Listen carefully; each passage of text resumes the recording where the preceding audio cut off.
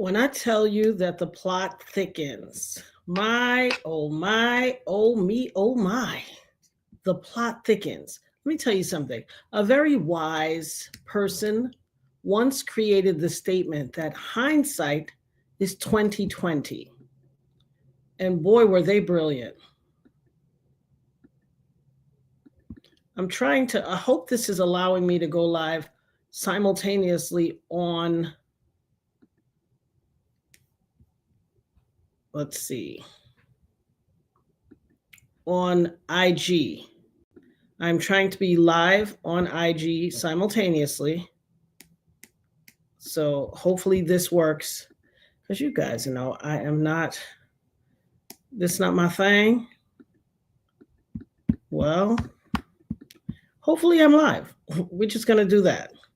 Hopefully I am live on IG as well, but I know I'm live here. You guys let me know in the chat. They said we are having trouble streaming to Instagram. If you ended it on Instagram, and this is what you expect. Okay, I'll just remove the Instagram because I have to figure out how to do this. I'm not skilled on this streaming live to IG yet. I know YouTube, but boy, oh boy. No, well, okay, check and let me see, because I just ended it, so let me know. Hey, good to see you guys as well. Let me do my opener. When you come in, for those of you who are new here, welcome to the Nerd Herd. Welcome to the Dopest Nerd. You could have been anywhere in the world, but you chose to be here with us, and we appreciate you. First things first, we got some housekeeping rules. Take off your shoes at the door, grab a pair of fuzzy socks out of the basket, hop on the couch, put your feet up, stay a while. We used to do drinks and all that, but we on serious business. When we get to a more casual thing, we'll do drinks. You can pour your own drinks at home. Normally, we will have drinks and stuff. Back in the days, we used to do that all the time. But these topics have become more and more serious. And really, my. Shout out to the people in the nosebleed seats. Shout out to the people in the bushes. Shout out to the haters. I make my haters my motivators. And everyone that's here. We appreciate you. Like I said, you could have been anywhere in the world, but you chose to be here with us. Shout out to my day ones, day two, and all of the new family. Come on in. If you just getting here, be sure to like when you come on in so the algorithm knows we're doing something. Subscribe to the channel. Hit the notification bell and put it on all so you can know every time we are interacting, and share it. Tell it to a friend or 2 or 10, whatever floats your boat. But boy, oh boy. So first and foremost, shout out to K-Lig, the headmaster. Baby, you can't run a school. You cannot run an institute for nerds without a good headmaster, and the headmaster be on top of her business. So the headmaster, Miss K-Lig, those of you who know, throw some Panamanian flags in the chat for K-Lig. And those of you who don't know, K-Lig is our resident mod, the headmaster, the lady in charge handling her BI. Let's give some love to K-Lig. We always do tithes and offerings around here. So you see on the bottom of the ticker, $ KAYLIGG. Make sure you throw some love her way because she handles stuff in here. You'll see. If you're new here, you'll see. The minute I say something, bam, the link is in the chat. She be modding, okay? She be modding. So shout out to the whole family, the Nerd Herd family. I see you all in here. I love you all. K-Lig said today, I need you to watch this. She sent me a video. We touch base and we do our conversation. What we talking about, what's coming up, what we need to address. And so she said, you need to see this video. So when she said it to me, I saw it, she said it was Sloan Bella. I saw that it was Sloan Bella. And she said it was the Biggie edition. So I saw this incidentally 5 years ago when it first occurred, when she first did it. But hindsight being 2020, jumping ahead to the present, Sloan Bella was firing on all pistons. I am going to stream some of the video here so we can touch on certain parts. Baby, first and foremost, let me shout out to Carla, our girl Carla. Carla's, unfortunately, guys, Carla's grandmother passed away. You know, all the videos, I'll be like, hey, Carla, shout out to your grandma. Give your grandma love for me. She went on to glory. She lived a long, beautiful life to the ripe old age of, I believe, 106. So let's throw some hearts in the chat for Carla. You can throw broken hearts, but let's throw some hearts in the chat for our girl. We love her, and we want to make sure that we are always standing in the gap for and with our Nerd Herd family. So throw some love in the chat for Carla and Carla's grandma and her family as a whole. We offer our condolences. May God be a source for you throughout your grief. Don't let anybody make you put a timetable on your grief. You grieve as long as you need. To be absent from the body is present with the Lord, but we are humans and we still miss the flesh, and that's okay. So we love you and we just want you to know that. But baby, Sloan Bella, when I tell you, K-Lig be so on point, child, it don't be making no sense. But I'm going to cue up the Sloan Bella. All right, I got her on pause. So when it's time for me to share the channel, I'll be able to bring her right up. She hit on so many things. The amount of things she hit on, unbelievable. Unbelievable. Number one, those of you who have seen it, if you haven't, after the video, I've linked that in the description, the Sloan Bella video. Circle back, have a watch. You're going to see she calls Puffy something, demon dog. Baby. She said Biggie came to her. She said such definitive things like, he said the demon dog and the woman, it's a pyramid scheme. There's a woman. He kept referencing Shakespeare, and I know why. He also pointed Sloan Bella to something with Chicago, and I kept saying, I don't know Biggie to have a Chicago connection. Not like that. Not that was publicly made aware. What is the Chicago? He kept saying there's a connection to faith and Chicago. So you know me, cite my sources. I had to go and do my due diligence and look it up. And wouldn't you know it? He said there is he told Sloan Bella there is a woman, there is this person that's close to him, and somebody, I guess she refers to as the general, that's connected to his passing, and an undercover cop. An undercover cop. He says over and over that it's a pyramid scheme and it's all it's for an act. It's an act. And I kept saying, well, what does Chicago have to do with Biggie's passing? I couldn't firsthand and then it hit me instantly. I said, let me look something up. I looked something up. Oh, you see, Headmaster done put the disclaimer in it. Let me do housekeeping. The views and opinions expressed by the Dopest Nerd are protected under the First Amendment of the United States Constitution. Let's get that out of the way. The connection to faith and Chicago is there is a woman named Faith Evans Valansky. Not our Faith Evans, but she is a Chicago actress. Oh, Bumba Red. Biggie coming from behind the other world and letting you know Faith is an actress because the likelihood is that Faith was connected. We all know that Puffy set Faith on Biggie. He doesn't want any two people or any three people to form a quorum because then he feels voted out. He don't want you to get close to nobody. And this is old stuff that we knew. He was so connected and too tightly woven to Little Kim and Junior Mafia that they already had a thing. They already had an established click relationship interaction, and he wanted to fragment that. And so mysteriously, at a video shoot, he brings Faith on the scene. Biggie sees her. And here's the thing. Here's the thing. People project your insecurities to you because they themselves, we know beyond a shadow of a doubt, Puffy is a man of insecurities.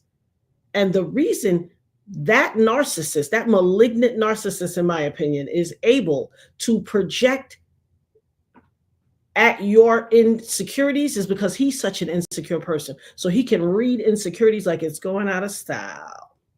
Oh, yes. Oh, yes. She was Justice Networks because it's going out of style. So he put Faith on to Biggie like a concubine. He set that up because he needed to divide the power and the connection of Little Kim, Biggie, and Junior Mafia. He needed to dilute his power. If he was able to put a woman on him, then you being with your intimate partner can separate you from always being with your boys. We know that. That's just a dichotomy that exists. There's no two-twos about it. So when he kept saying to Sloan Bella that there was this Shakespeare being great, dramatic, hyperbolic acting. Oh, hear ye, and all this extra stuff. What he is illustrating is that it was all a big act. It was this overt, over the top front, like we love you. Just like, what's his name said the other day? What's old boy with the computer love kind of with that uses the vocoder? But all you know, my mind does be slipping sometime. What his name is? Rapper. He does the T-Pain. T-Pain did an interview recently on Shannon Sharp, and he said, when somebody comes at you with that my brother-ish, hey, baby, they not even your friend. Okay? Not Roger Troutman. Of course, Roger Troutman was the creator of the vocoder, and he was the one that made it famous. But I meant in today's hip hop, T-Pain. No, you good. Thank you. I appreciate you. The way he kept saying it was very hyperbolic. He signifies Shakespeare because that is very over dramatized. Oh, wherefore art thou, Romeo? Oh, Romeo, wherefore art thou? He needed us to see that what was happening around him was a big charade. And then he kept saying, Chicago, because there is an actress named Faith. Let me pronounce this last name good, child. You know when these granny readers come on, baby. I'm coming with tea and receipts and correct change. I said, Biggie, baby, that spirit, that soul, that Gemini spirit, baby. Ooh, honey. He said, oh, it nah go so. You think it go so? It nah go so. And he even said that the demon dog will be exposed. The demon dog, the actress, and the other person, I believe he said the general or something, was going to be exposed. Baby, when I tell you, he said, what y'all not going to do is dance on my grave. What y'all not, he said that this woman who was connected kept trying to change herself. He also said the woman had shorter hair and she wears something longer hair. How her hair looks is not the exact same. Faith struggled with that. So Faith is biracial and her hair is thin. And so she always wore those, like in the 90s, come on, K-Lick. What I tell y'all? Not maybe take a look at modding, honey. That's modding right there. Faith Evan Wilansky is an actor, writer, producer from the Chicago suburbs. So he's not saying that this Faith Evans is connected to his. He's letting you know he's connecting his Faith Evans with acting. And he needed to highlight Chicago so you could go look up Faith Evans Chicago connection. And then you see that there's another woman named Faith Evans who's an actress. He letting you know his Faith Evans was an actress. If anybody can remember, think about when Suge Knight said at the Source Awards, anybody who tired of the producer, all in the videos, all on the stage, dancing, all on your radio, all in the song, you want to make a record and don't have that, come to Death Row. And then Demon Dog, Puffy himself, went on the stage with his baby charlatan act. I just want to say we here to celebrate all the winners and everybody's wins. And I just want to, I celebrate everybody. Congratulations to the Death Row, all while he was plotting. Well, go back and look at that. I remember this from back in when the Source Awards happened. I remember watching this live. Go back and look at Faith Evans' face. There was Faith Evans and a very tall guy, which I'm assuming was his bouncer, his security guard. Baby, when I tell you, say, Faith Evans looked like she was terrified for her life. She was like, guilt was all over her face because she knew she was set on Biggie. See, and listen, when I say this, I mean no disrespect to our brother Biggie, but he verbalized this in his own songs because he was throwing back at the world what they had thrown at him. He said, fat, black, and ugly as ever. However, I stay Coogee down to the socks, rings and watch filled with rocks. And my jam knocks in the Mitsubishi. Gals pee-pee when they see me. Navajos creep me in they teepee. He's letting you know. The world said I was fat, black, and ugly as ever. However, y'all sweating me now. He was giving y'all some. Back then, you didn't want me. Now, aren't you all on me? Back then, he was giving y'all some Mike Jones before Mike Jones, okay? And he figured out.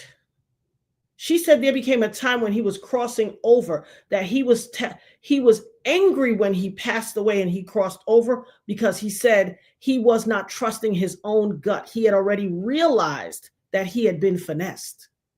He realized that he had been finessed, but he wasn't trusting his. Hey, come on, Joy to the World, heartthrob, never. Listen, he was throwing back at y'all. The man was so skilled. Remember I talked the other day about iambic pentameter.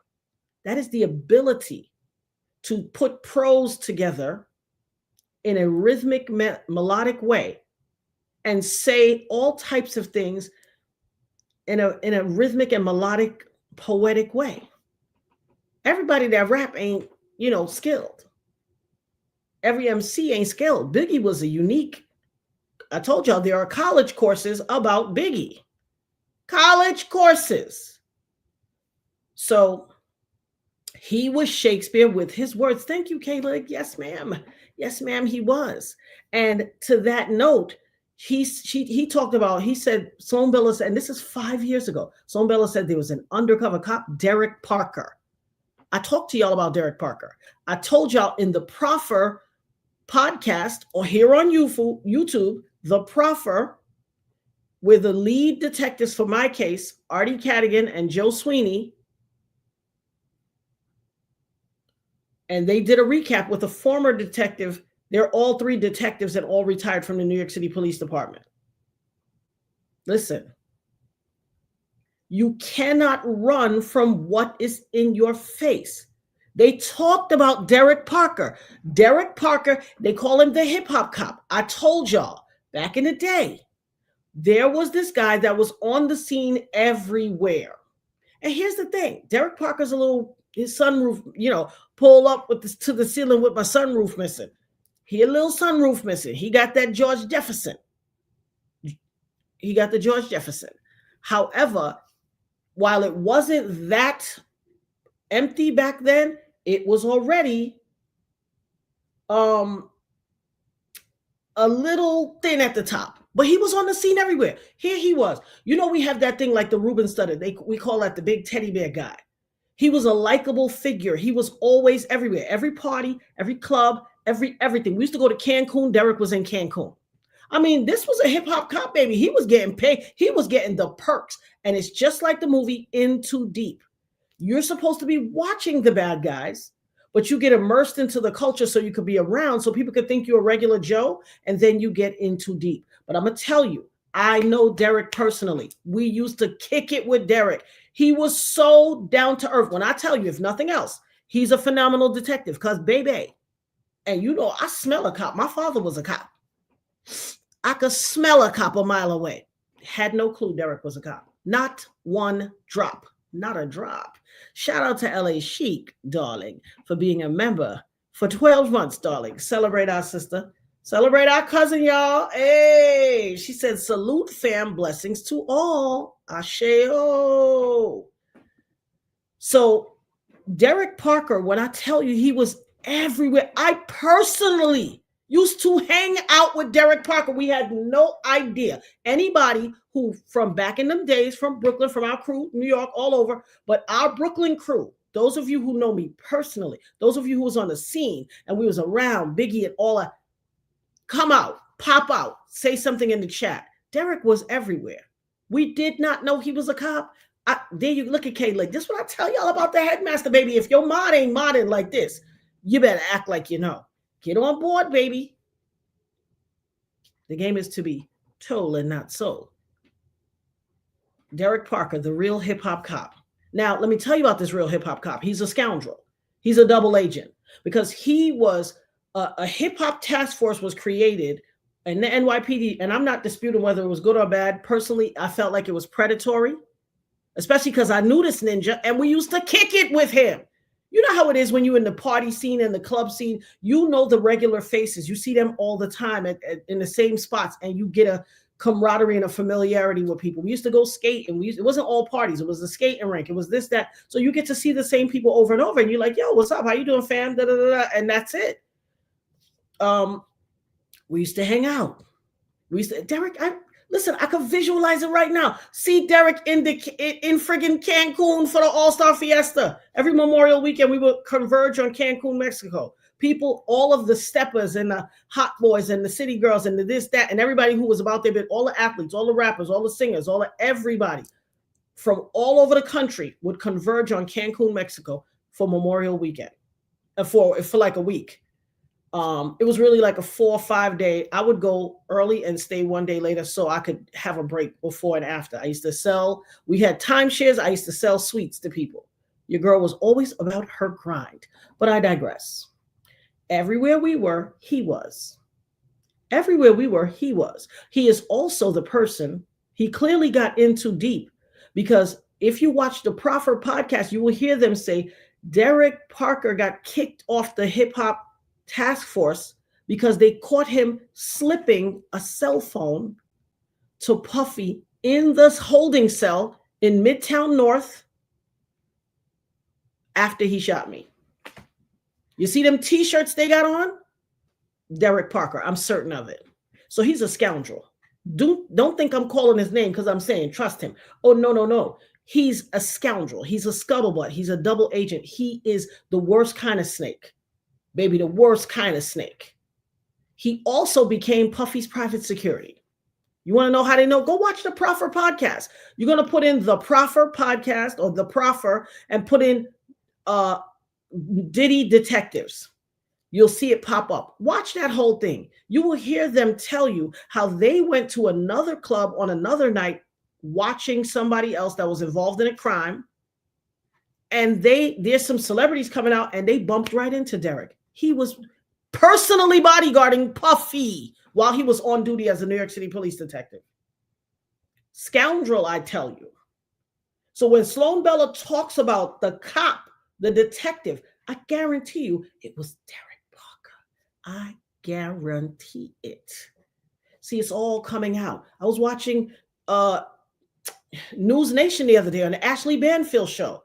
After the reckoning, who's up there talking? Oh, we have a detective talking about the Derek Parker. You gonna trust anything he got to say? It kills me when people are outside of the culture because they're taking his word for granted. Oh, I'm letting you know I was this and I saw that and I saw that. You can't trust this snake. This man was working for the ops and the cops. And listen, that's an interchangeable thing because the ops be the cops and the cops be the ops. Same thing.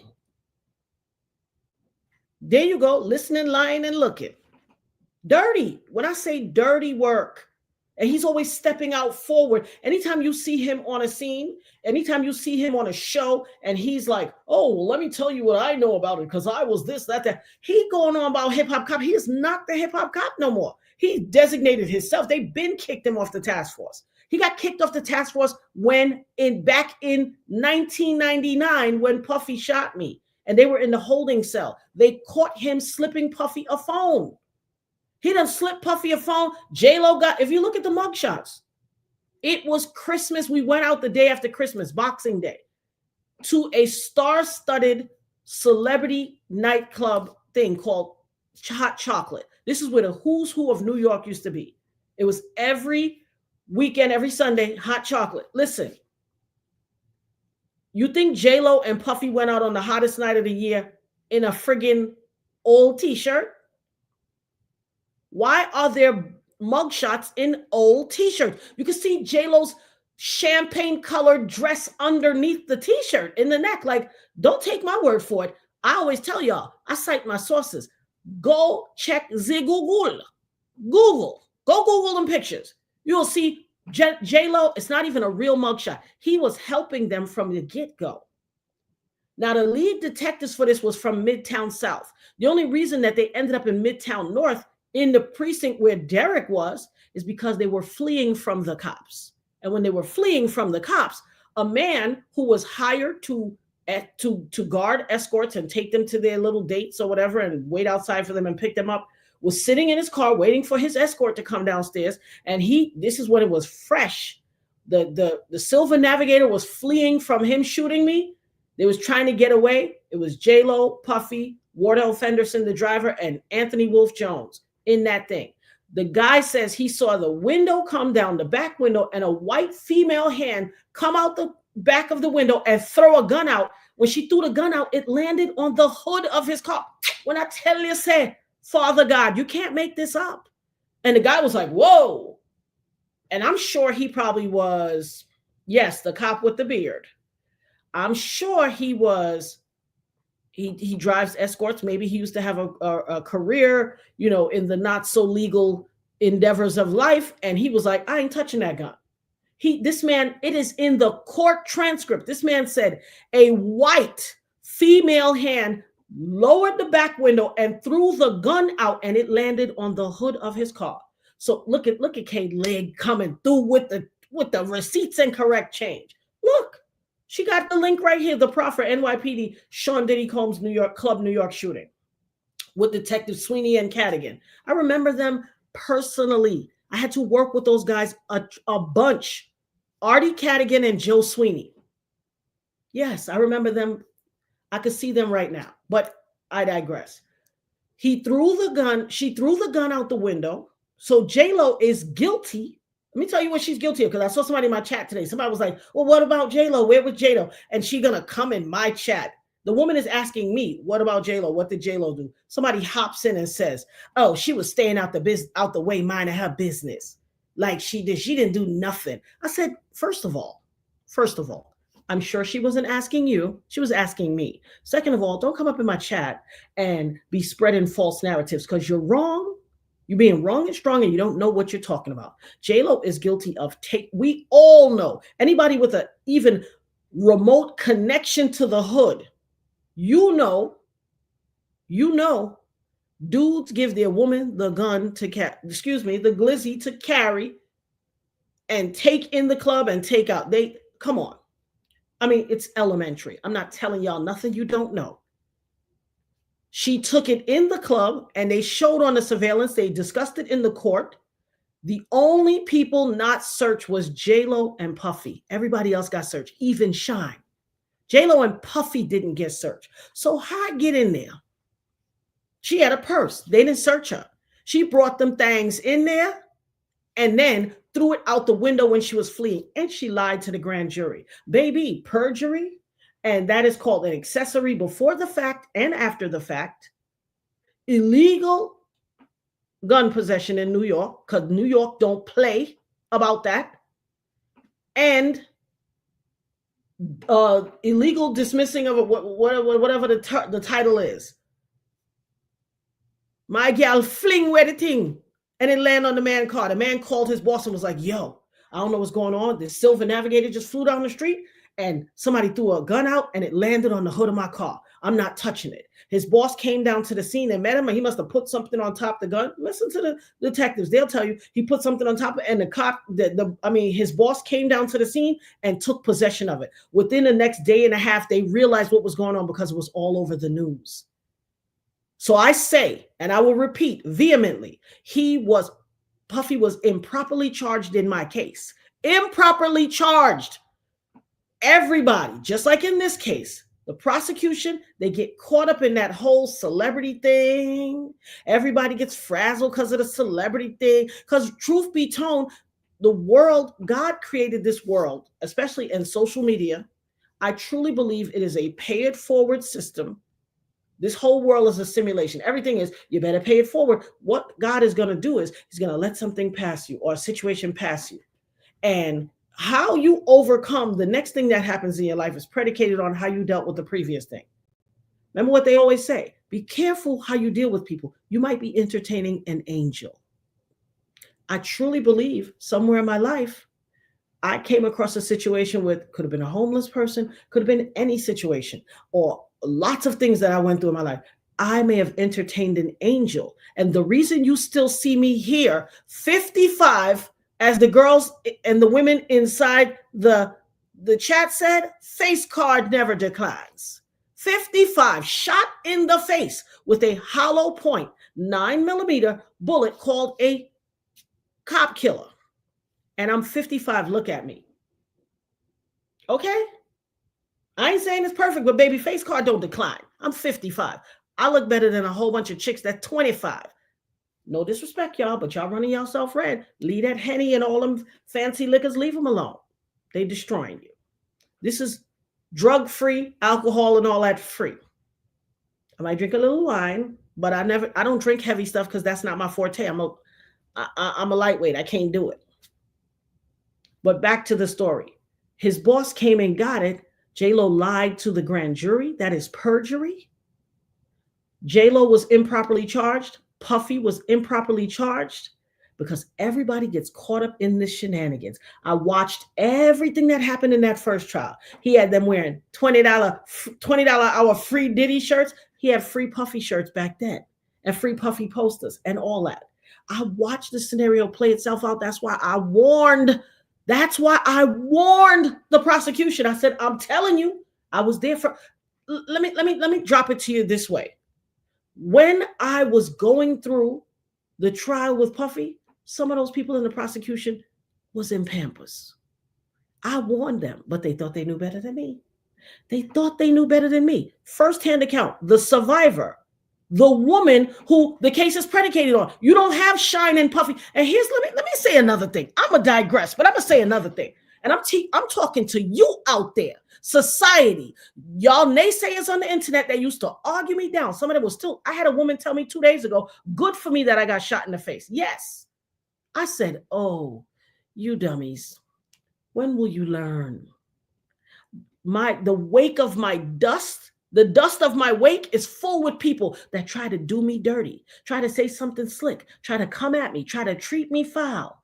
I got a long list of people who have done me dirty. Their life is in ruins. Ruins, I tell you.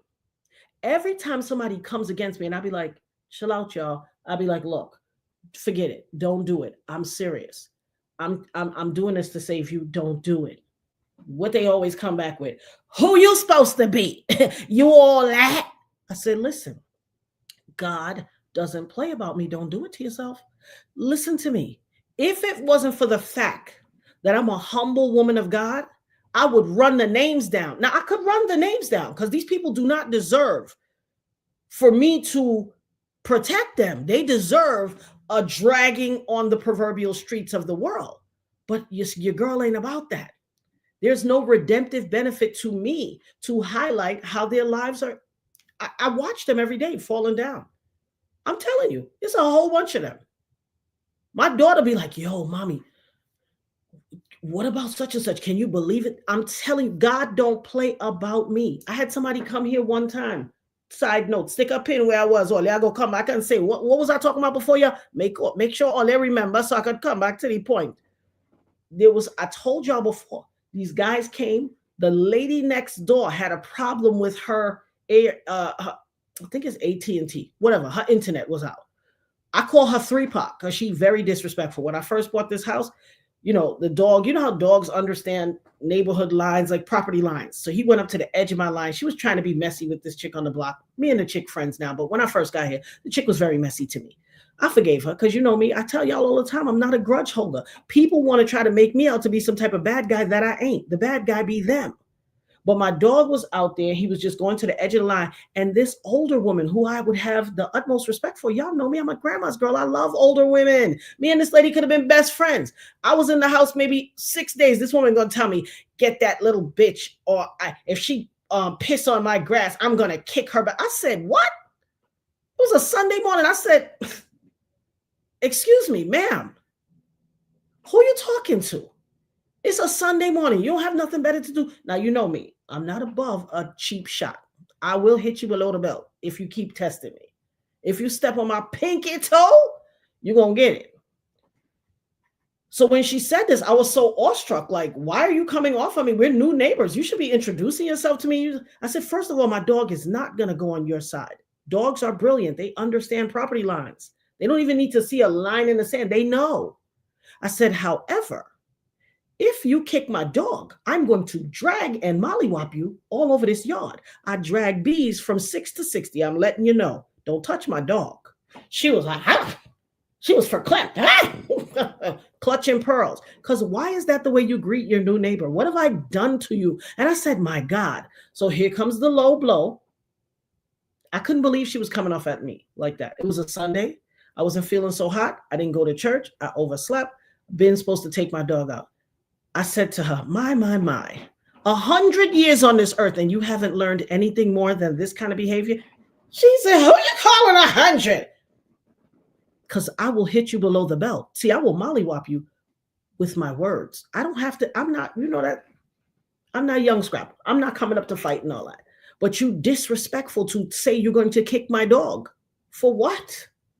So she does this. But anyway, this woman, who I call 3-Pac because she thought she was gangstable, has a problem with her AT&T. They need to fix her AT&T. I come out on my front lawn one day. My daughter and her friends is here. They say, Mommy, what's that stuff on the lawn? I'm like, what are you talking about? I go look at the front. Massive machines. These people digging up my front yard.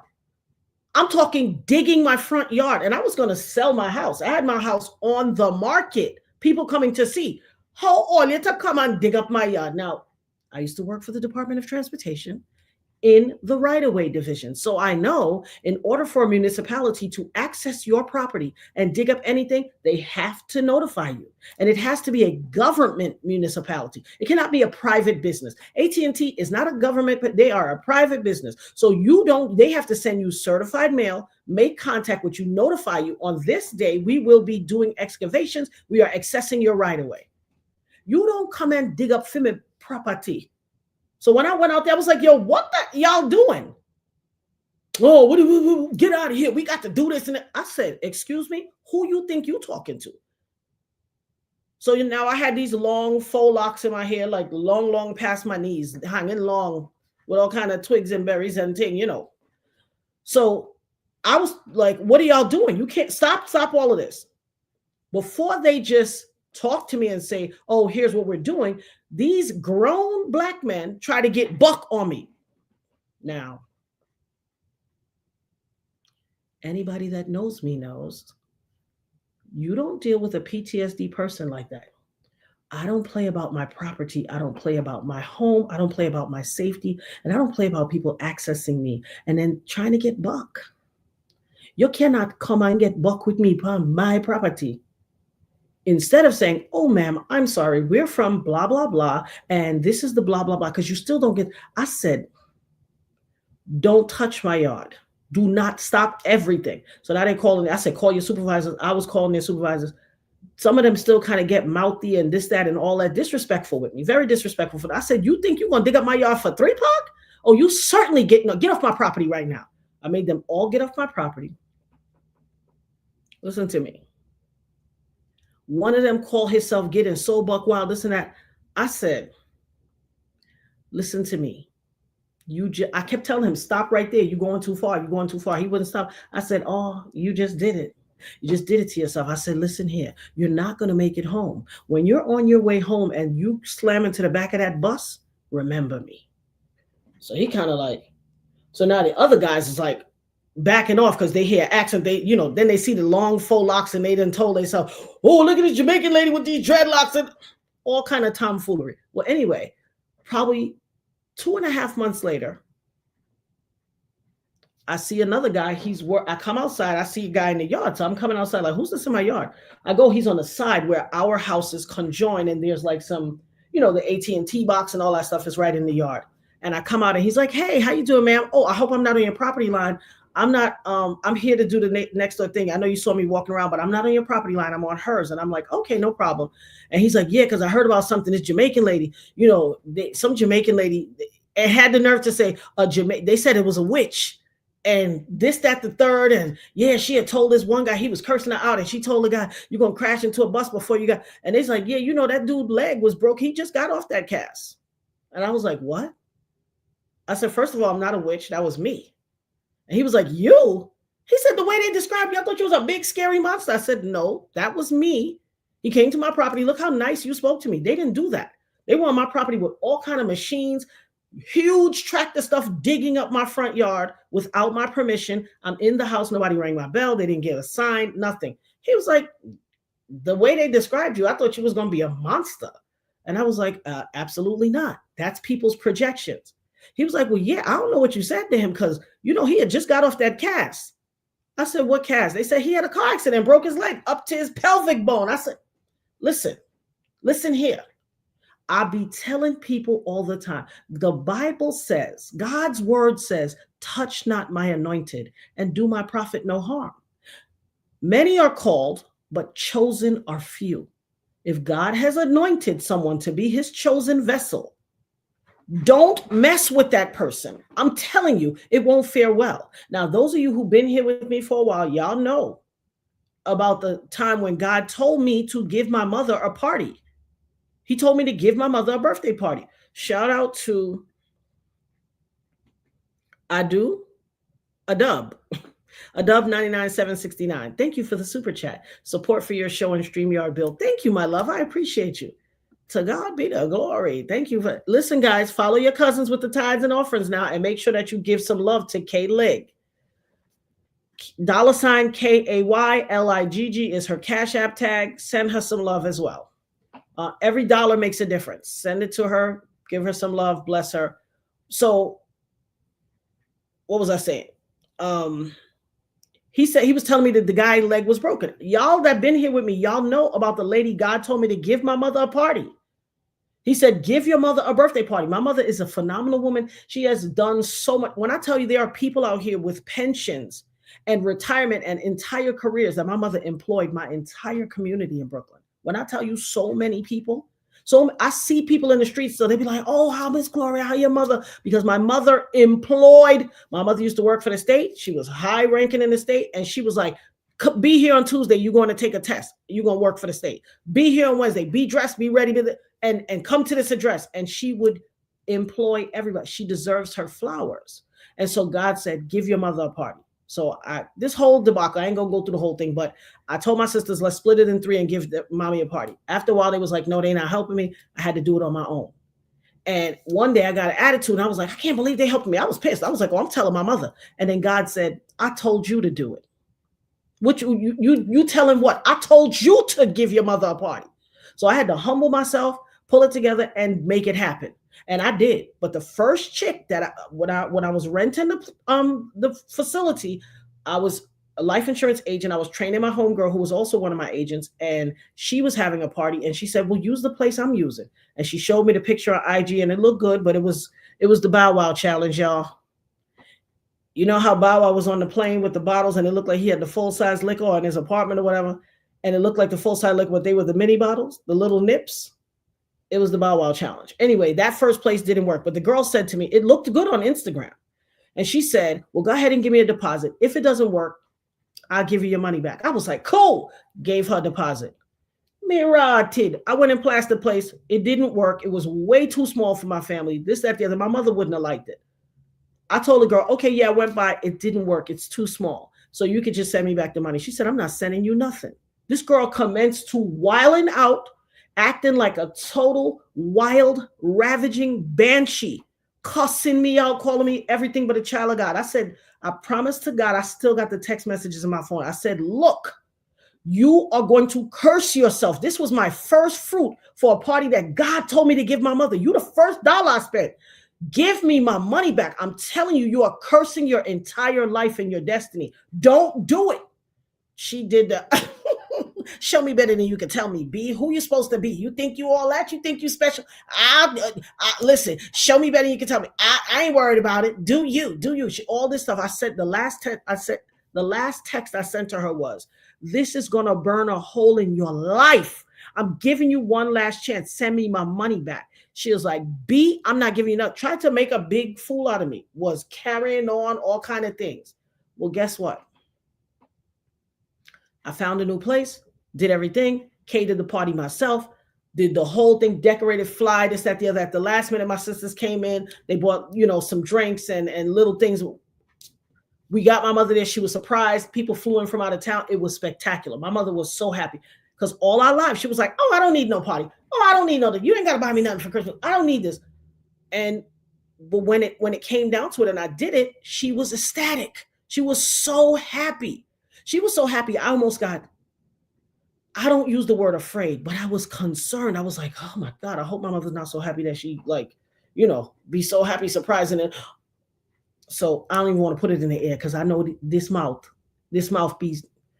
So everything went off like a hitch. I was saying I was going to tell my mother. God told me, I told you to do it. I didn't tell your sisters to do it. I told you to do it. And so I left it alone. My mother was so happy. She thought me and my sisters did it. She said, oh my God, you see, I love my daughters. When y'all come together, look at what y'all could accomplish. And I let it live because I'm not going to take that joy from my mother. I'm not going to take it. Eventually she found out afterwards, but whatever. At the time, she did not know. Well, we were on my channel. My girlfriend texted me. It was a year later. A year to the day, I sent her the last text message saying, this money is going to tear your life apart. Send it back. I'm trying to save you. God don't play about me. That's what the final text said.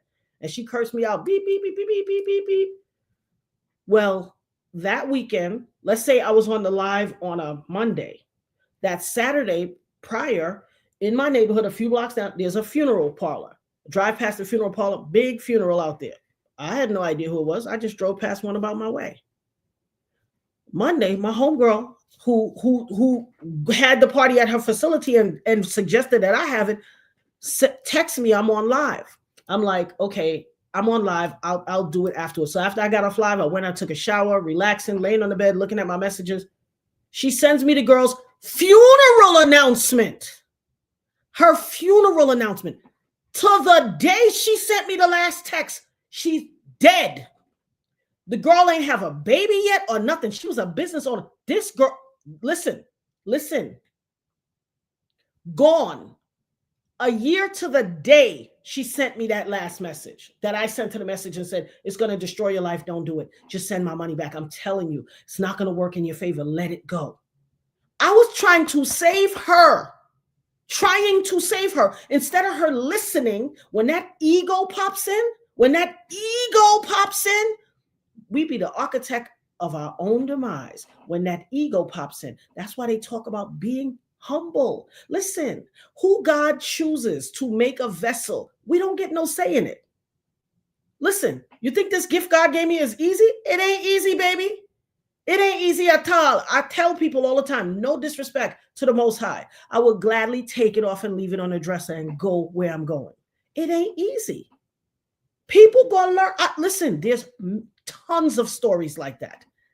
I tell you, say, enough people try to do me dirty. I'm telling you, there's people that try to do me dirty. They in jail now. In jail. I was searching. Me and my daughter talked about it today. One day I was searching a few years ago. Somebody had done me dirty. When I say dirty, I mean dirty. I'm not a grudge holder. We parted ways. I let that go, moved on. I don't hold no grudges. I don't got to do no get back. I don't got to do no get back. God does it every time. I'm on the internet looking up something concerning my father. I do a search. When the results come on Google, his name is in it.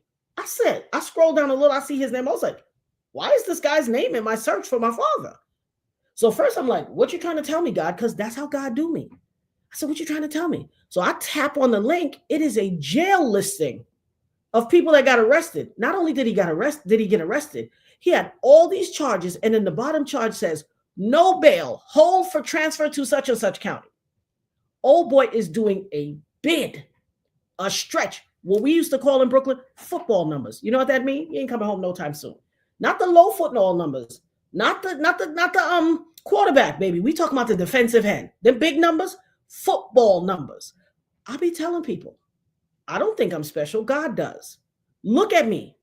I got shot in my face with a 9mm hollow point bullet. I don't think I'm special. God does. Leave me alone.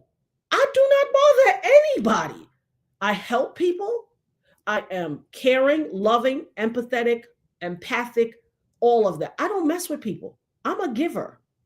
Nonprofit and all. I'm a giver. I care for people. I do for people. I never look back. I don't have to tell y'all the things I've done. People tell of the things I've done. I cried this weekend. One of my girlfriends, early, Nirvana went to her friend's house, her best friend's house. And I just was, around the house doing things, me and my dog hanging out. I go sit on the couch, turn on the TV, I'm on YouTube. All of a sudden I hear this message. Message comes through. It's my girlfriend. She's like, Eb, I need you to see this. I look at the message. Her daughter, I've known them for years. I never led with who I was. I didn't tell anybody that Puffy shot me. This is when I was relocated by the district attorney's office. I didn't want people to know who I was. I used to be ashamed that I got shot. I looked at it as people are going to look down on me before they know what the circumstances were. So I didn't lead with that. I'd known this woman. I don't even have to tell her story. After I got that text, me and her talked for hours, and she was like, look, I'm going to come on your show. I want to talk to people. She was on if you look at my 25th anniversary story, she was on my 25th anniversary story. What her daughter wrote and put in, her daughter was in her house. At one point, it's my godchild, she stayed with me. She was going through with her mom, and she just needed respite. And that's what true family is. That's what true friends are. If you see your girlfriend going through something and she need help with one of her kids, all you got to do is be like, come on, baby girl, bring her over here. That's what I said. Bring her over here. I got her. She said, you sure, Eb? I said, bring her over here. I'm a child whisperer. Kids don't give me a problem. I don't have a problem with kids. I know parents that for all my life, parents couldn't handle their kids. They all came to me. I'm a child whisperer. Kids don't give me no problems, because I talk to them and deal with them with the understanding in mind that I once was a kid, and I once felt like my mom didn't understand me. And so I lead with grace and mercy. I don't jump into the world always trying to prove something or judge somebody or what. And that's what the problem with the world is. Everybody got something to prove. Everybody's trying to criticize and judge. I don't do that. And so I said, send her to me. And so whatever was going on at the time, she wasn't really messing with school like that. She was like not really attending this, that, the other. There was a lot of issues going on. I'll let her tell her own story. But I took her in. We did everything. If I bought Nirvana something, she got something too. If we went out to dinner. It wasn't no, oh, I'm doing my child. No, I didn't ask her mama for $1, and she didn't have to give me $1. If I take responsibility for your child, I'm taking responsibility. And that's just how it is. They never knew I was the woman that Puffy shot. I remember when her mom found out a few years ago, in the middle of the night, she called me and was like, Eb. She said, oh my God, I'm at work. She was security. She was at work. The TV was on, and it came up showing one of the things and she said, you're the woman Puffy shot? I always knew about that case. I didn't know it was you. This had been my friend for years.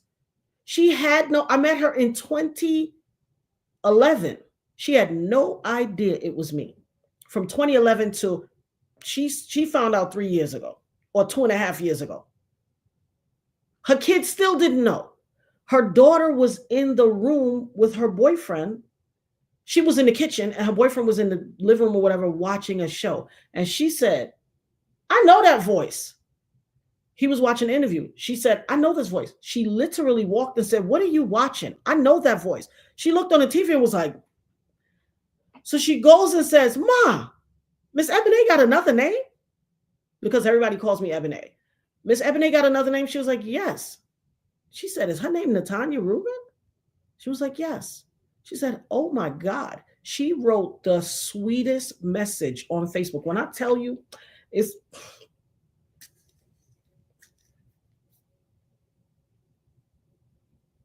y'all know I don't get emotional like this.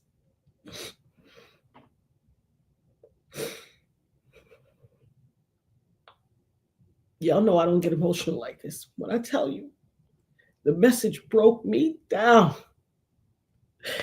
I had to call her mom back. Broke me down. You know I'm strong. She's like, oh my God. All that you've done for me and my family. All that you've done for us. All that you was going through. And you this strong. You went through all of this and you were helping everybody else.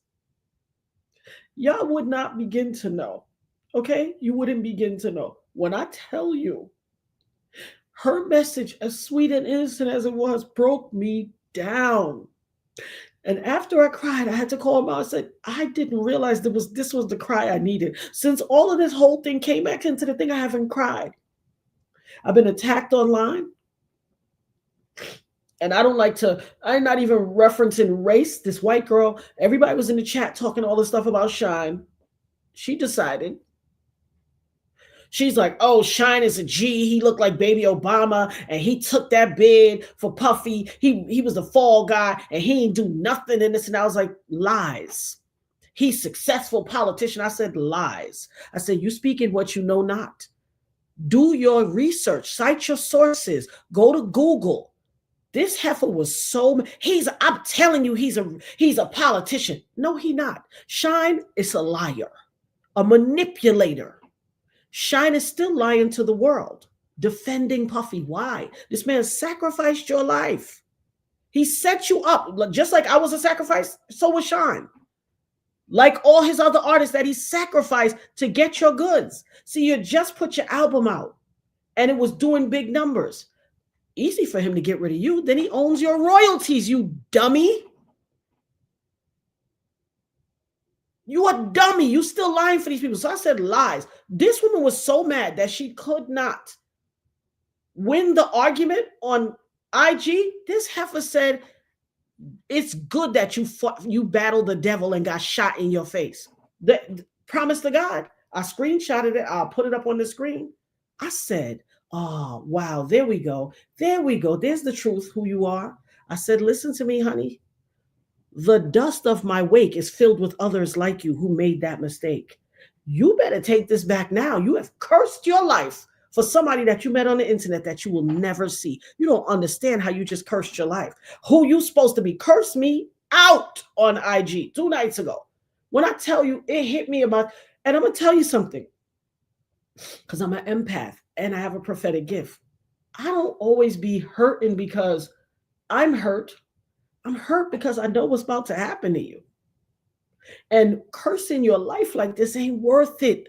This is the internet. You're going to look, you'll see the viral thing where the girl drove 3 hours to go find the man and make him apologize on camera and said, if you don't apologize now, I'm going to tell your wife about your Grindr account.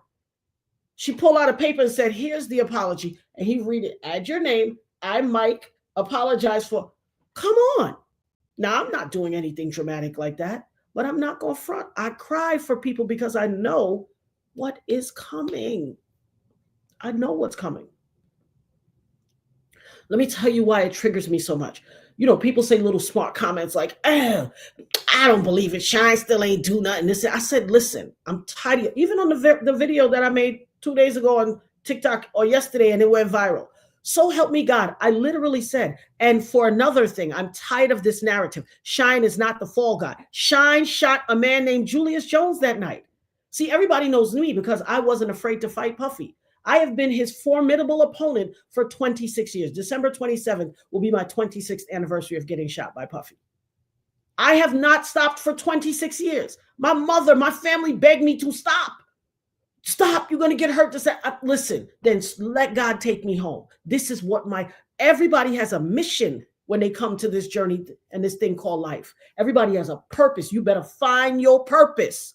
But my purpose was to bring down the devil. So while people gloss over and lightly, they put my face and my name and my story in the video, but they didn't interview me. Listen, Mr. Curtis 50 Cent Jackson, sir, did a phenomenal job.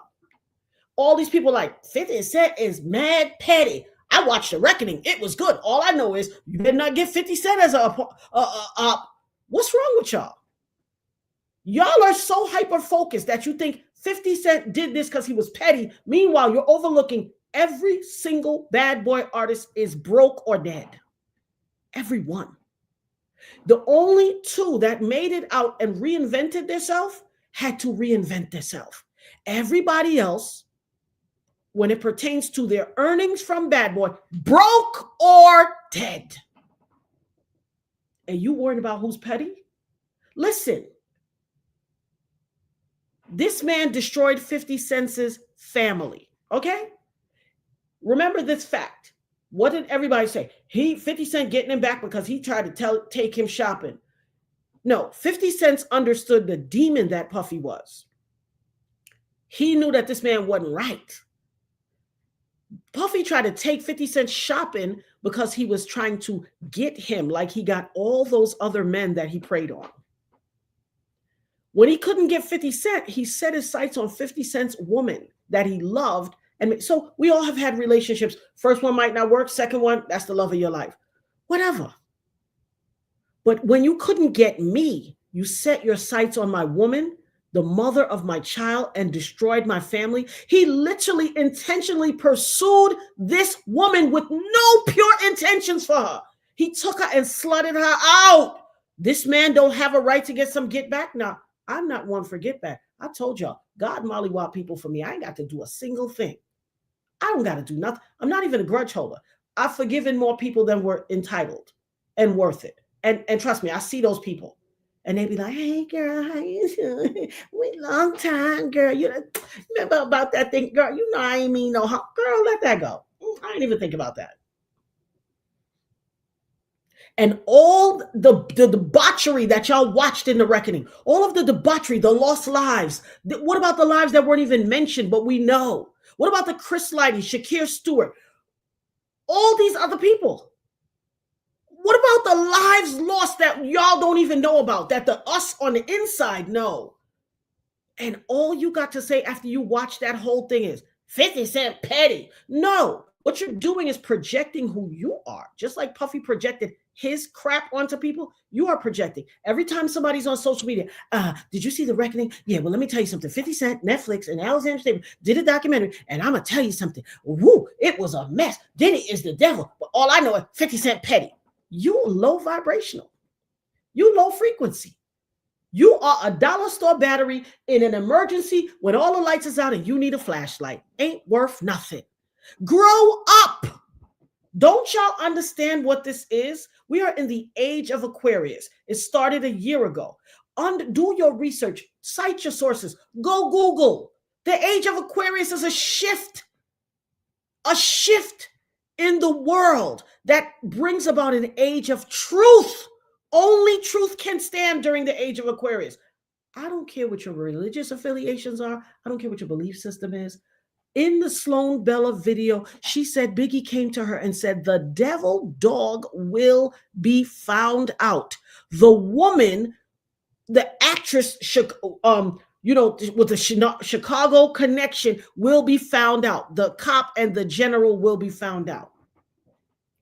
I'm taking the general as somebody in the music business who was manipulating things. He kept calling it a pyramid scheme. And he said at the end, Biggie was planning on leaving. These are all things we know.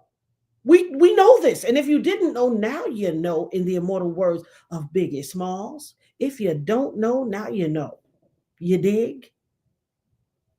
Everything this woman said 5 years ago is coming to pass now, because there are some of us in this world who God has gifted with the gift of sight, with the gift of prophecy. The Bible speaks of prophet. How will you know prophecy is real if he don't give some of us words of our mouth?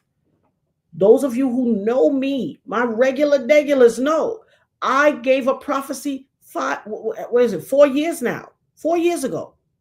We're coming up on 4 years ago. I gave a prophecy. God told me Puffy's world is going to fall apart, just like Sloan Bella said, 5 years ago. I didn't even see that or know what she said that back then. I saw her video afterwards.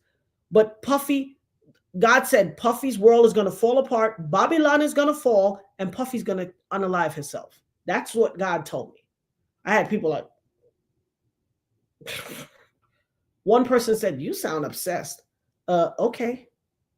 I said this before the Cassie thing. I didn't jump on the boat and say it after Cassie. No, I said this before. People was like, oh, please, that man living his life. He on top of the world. Ain't nothing gonna happen to him. You sound upset. Everybody has something to say. A few of my girlfriends, they know me. They know I have a gift. They was like, word, girl, I believe you. I done seen too many things you said come to pass. And guess what? Which part would they know? Where is Puffy? Is he on top of the world or he under the jail? Because if nothing else, but here's what I will say.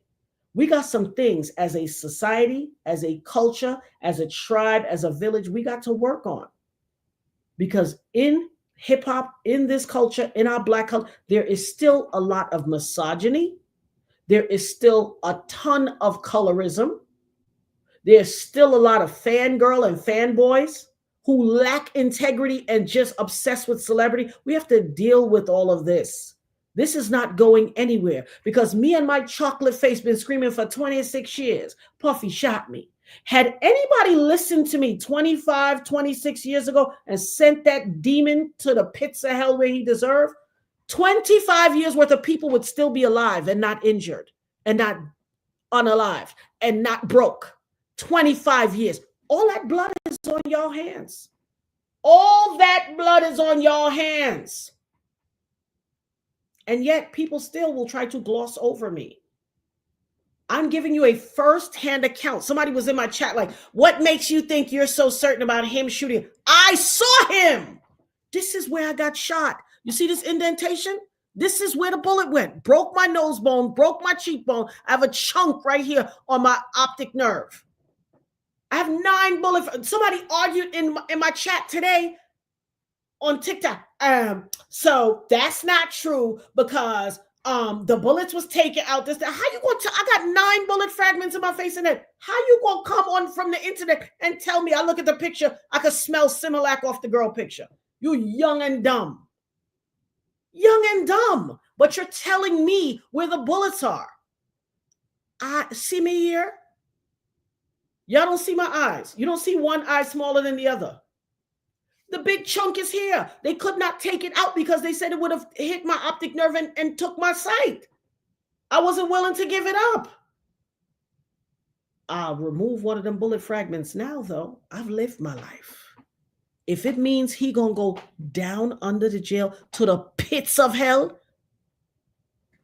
I've 1 year so it cost me two over here, so you can't take it. I will take a scar and let you have that. Take it now, because I want him to get every drop of recompense him deserve, every single drop. Y'all need to stay off the internet gaslighting people. Like the juror said, I didn't believe Capricorn Clark. She was too emotional. It happened like 10 years ago. How could you remember it like that? Listen, December 27th, 2025 is my 26th year of survival. I could still smell the inside of that club. I can smell it. I told y'all when that door opened and the wind rushed through, I felt my body particulating like they say, beam me up, Scotty, and they break into particles and disappear. That's what happened to my body. I no longer felt like one solid piece of flesh. My body particulated. There was somebody on one of the chats one time that said, I know that's the truth, because he said he was an emergency room doctor, and everybody that gets shot and is in that trauma after the fact, they tell a story like that. I've never even heard of it. I did not know that was a thing. I know it was a thing because that's what I went through. And when that front door opened on that cold December 27th, New York City morning, and the cold rushed in, it came to me and passed through me like a loosely knit sweater because I didn't feel whole anymore. And while I was standing there spraying blood, body fluid, while I was standing there spraying and looking over on the floor and seeing this guy that was laying motionless that I thought was unalived. And even though I was in the midst of my own thing and I felt like my body was breaking apart and that I was leaving this earth, I stopped and I prayed for that man. I prayed for him. I said, Father God, if he did not repent before he came to you, God, I stand in the gap for him since we are both coming to you in the same situation. And I pray for his soul, Lord God. I repent on behalf of him. Take his soul to heaven. Grace and mercy for his family. I prayed for Julius Jones when he lay there because I thought he was gone. Now we know after the fact he was drunk, and that's why he was shot and drunk, and that's why he was motionless. But he looked unalive. And in the midst of what I was going through, I stopped and prayed for him. Y'all on this internet taking this thing as a joke, and it's not. You worried about Capricorn Clark? This is 26 years later. I'm still emotional. What the f are you talking about? On the internet making a joke about it. It's not a joke. You have no idea. You heard what Chef Jordan said, that she's been gang stalked. I've been gang stalked for 26 years.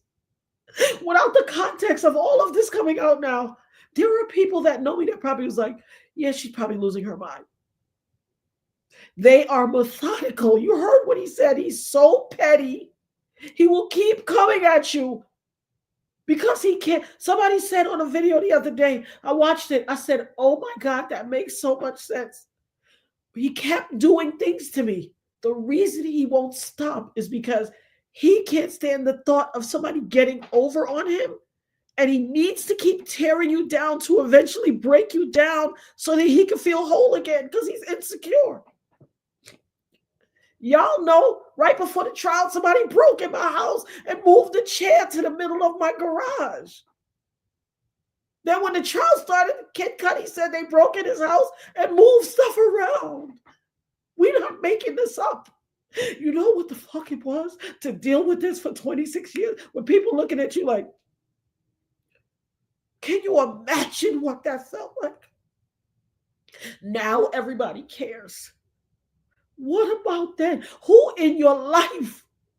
Do you know how diabolical you have to be to masterfully jump around in a shiny suit and convince the world that Suge Knight is the big bad wolf and you Mr. Nice Guy? And now when you look at the documentary, Suge Knight looked like the good guy. Diabolical. The day of the trial, the day of the sentencing, I had a dead bird. A dead bird at my doorstep. And 2 days after that, another dead bird because I wouldn't shut up. Y'all think this is easy? Y'all think this life, and then people coming at me trying to gaslight me. Oh, you got paid. Understand this. Don't argue with me. Argue with your mama. In the United States of America, there are 2 courses of action when somebody wrongs you. The state, the city, the municipality, the county can file charges against that person. The state of blah, blah, blah against Joe Schmo, Pookie, and Man. And your own personal recourse is civil action. Do you understand what shooting me in my face did to my life? Do you have any idea? I was a mother with 2 small kids, a wife. Eviscerated my life. I own my own businesses. I was out here with brick and mortar beauty salons before I got shot. I wasn't trying to get put on. I was on.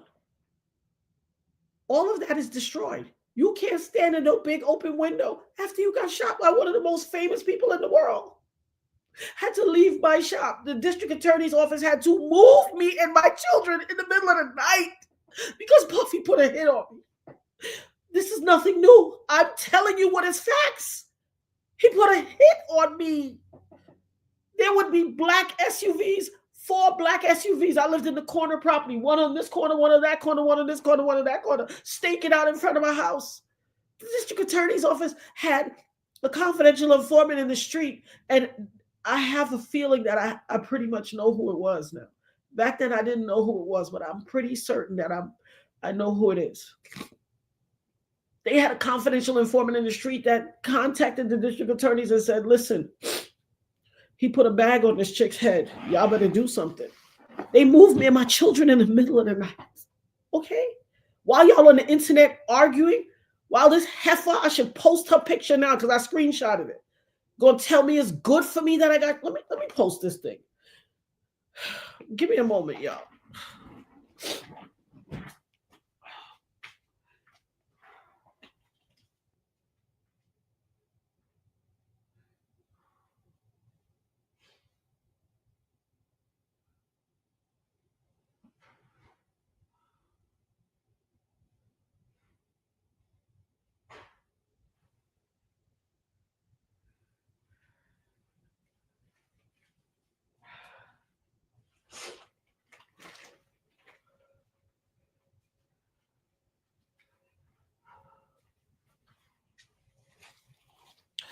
Forgive all these tears. Y'all know me. I'm not even a crier like that. But this thing is triggering. This thing is triggering. It is the unpacking of 26 years of torment. I cannot tell you how many comments I read. Oh my God, how did you survive? Oh my God, how did you survive? I'm reminded of two of my girlfriends. Two chicks that didn't even know each other. Two separate parts of my life.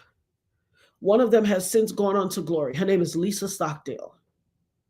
She was my sister Chantel's friend. Well, we got close because she had sons, Donovan, Devin, and Devon, and I had Donovan and Devon. So we got very close. And I remember, listen, God has imbued some of us with a very sharp mind. And if you didn't spend your life putting drugs into your body, and, I was never a drug addict. I never used drugs. If you didn't spend your life putting drugs and alcohol in your body, your memory is sharp. Your mind is clear. And if God chose you and called you to have a strong mind, it's going to be strong and nobody could take that from you. I can see myself standing in her kitchen right now with those oak wood cabinets. And she was making, what is this thing? Scallop potatoes. I said, you ain't got to measure nothing. She was like, girl, I make this all the time. And she was like, she used to call me Nannykins. My family nickname is Nanny. She used to call me Nannykins. And she was like, Nannykins, I just want to let you know. I'm so proud of you. Now, she knew because, like I said, she was my sister's friend. And she was like, I'm so proud of you because her husband had fell while he was playing basketball and bumped his head and never worked again. Never. And she was just like, let me tell you something, Nannykins. I'm so proud of you. Because I see you bust your ass and fight and get up and work and do what you got to do to take care of those kids with all the medical problems that I know you have. And you never quit. You always got a smile on your face, always got a joke. It's like, let me tell you something. Any day, if you decided to be a crackhead or a dope fiend, I would not judge you. None of us would. We love you so much. It sounds crazy, but it was one of the kindest things anybody ever said to me. And it just told me that she had the ability to see, in spite of the good face I put on, and in spite of the fight I put on, that I was going through tough times. I was struggling emotionally. A lot of people didn't care. They didn't care. I literally had people like, okay, you told me that story 5 times. How many times are you going to say it? While I was fighting to hold on to life. Who in your life is going through something now that you're doing that to? Check yourself before you wreck yourself. God judges us there was a movie back in the days with Haley Joel Osment called Pay It Forward. I'm telling y'all now, if you don't know, you are judged by paying it forward. I'm telling you now, what you encounter in life on an everyday basis will be the determining factor if God lets you pass this test and move on to the next realm, or if you out of here. And if you don't know, now you know. It's funny. I was talking to somebody recently and I had to recount. They asked me, tell me a time where you were faced with, first of all, let me shout out to It's Jenny 24. Thank you so much for the super sticker, my love. Thank you so much. Tell me about a time where you were faced with a difficult decision and you had to think fast. I was 8 months pregnant with my middle child, my son Devon. 8.5 months pregnant. Huge. When I have babies, I get massive. Because I was so big, I was working at a mental, well, with the developmentally disabled. And they put me in hospital duty. So it's light duty because they don't really want a pregnant woman on the floor because it was like a hazard and yada, yada, yada. And so I was assigned to the hospital to sit with one of our individuals that was hospitalized. So basically, the hospital had possession of the individual. They were admitted, and the nurses and doctors were taking care of them, but I was responsible to sit in the room just to be available. Lunchtime came, and I walked to lunch. I was walking to Queens Boulevard, and it was a walk, and people were everywhere. It was a spring day, and it was just kind of not so much spring, but it was a warm day. I'm walking, everybody's outside. So when I finished lunch, I'm walking back to the hospital. That very block is empty, a ghost town, like tumbleweed empty. I was like, where the heck did everybody go? As I come up the block, getting closer and closer to the hospital, I'm hearing screaming, unbelievable screaming. And I'm just like, where's that coming from? So the way New York is, there are some driveways that dip down. Well, this man was trying to do something with his car, and somehow his car dipped down the driveway and the brake disengaged and slammed him into the wall. He was collapsed on the hood of the car, but it was down. The wife is frantic, screaming, screaming, screaming, screaming. Now, when my husband found this out years later, he was livid with me. I couldn't tell him, I was so afraid. And I'm going to tell you what happened to me afterwards too. But this woman was screaming like a gut-wrenching, bloody murder scream. I could not just walk past her. She was like, help, help. I kept looking around like, who could come help me? Nobody was there. I went down this hill and pushed the car up the hill off of the man. I had to scream for his wife to calm down and get in the car and put the brake on. She got in and she put the brake on. I was so afraid because what am I doing 8 months pregnant, pushing a car up a hill off of a man? All the weight is going down on the car. I had to scream, get in and put it in park. She puts it in park. I was like, call 911, call 911. Her husband collapsed to the floor. I was like, all types of things. This is way before I ever got shot. She calls 911. Then all of a sudden, a neighbor comes out. They call in 911. Once I realize somebody's aware, the 911 is coming, I'm like, I'm late now. I got to get back to work. I'm late. But I had to make a decision. Do I leave someone to be unalived to be on time back to my job where other people are in charge and responsible for this individual? He's not by himself. Or do I walk past, let the person be unalived, like it ain't my business? And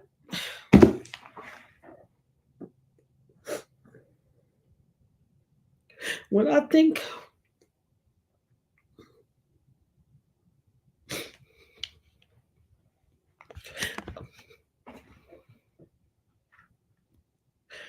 I'm almost certain, beyond a shadow of a doubt, that was an angel.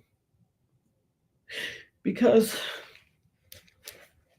a half a month later, I had stopped working by then, and my husband had to go to work. It was a rainy day, and he didn't want, because I was so close to delivering, he didn't want me to be in the house without the car. So he said, all right, come and drive with me.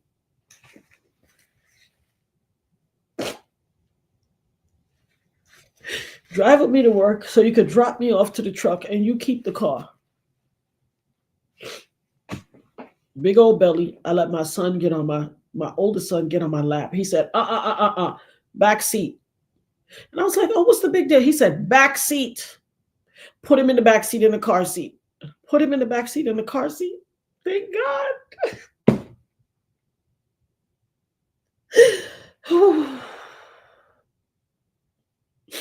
We driving to his job. This man comes out of nowhere, out of this block, and slams into my side of the car. Head on, slams into me. My stomach was so big. Thank God my son, thank God he made me put my baby in the back seat. My oldest son would be gone. My stomach was so big it crushed the glove compartment. I had never seen a glove compartment crushed like that. You wouldn't even know there was a glove compartment on the car. My head went through the windshield. It was October 31st. My head went through the windshield. I had glass all in my eyes and my head. They had to cut all my braids out. I had glass everywhere. And I felt a hand holding my face like this after my head went through the windshield. I felt something holding me like this. I'm telling you for a fact, you have to pay it forward. Had I not helped that man, not even 2 weeks later, I would have lost my own life. And that has everything to do with why I'm still here. I'm certain of it. Had my husband not told me to put my son Donovan in that car seat, he would not be here.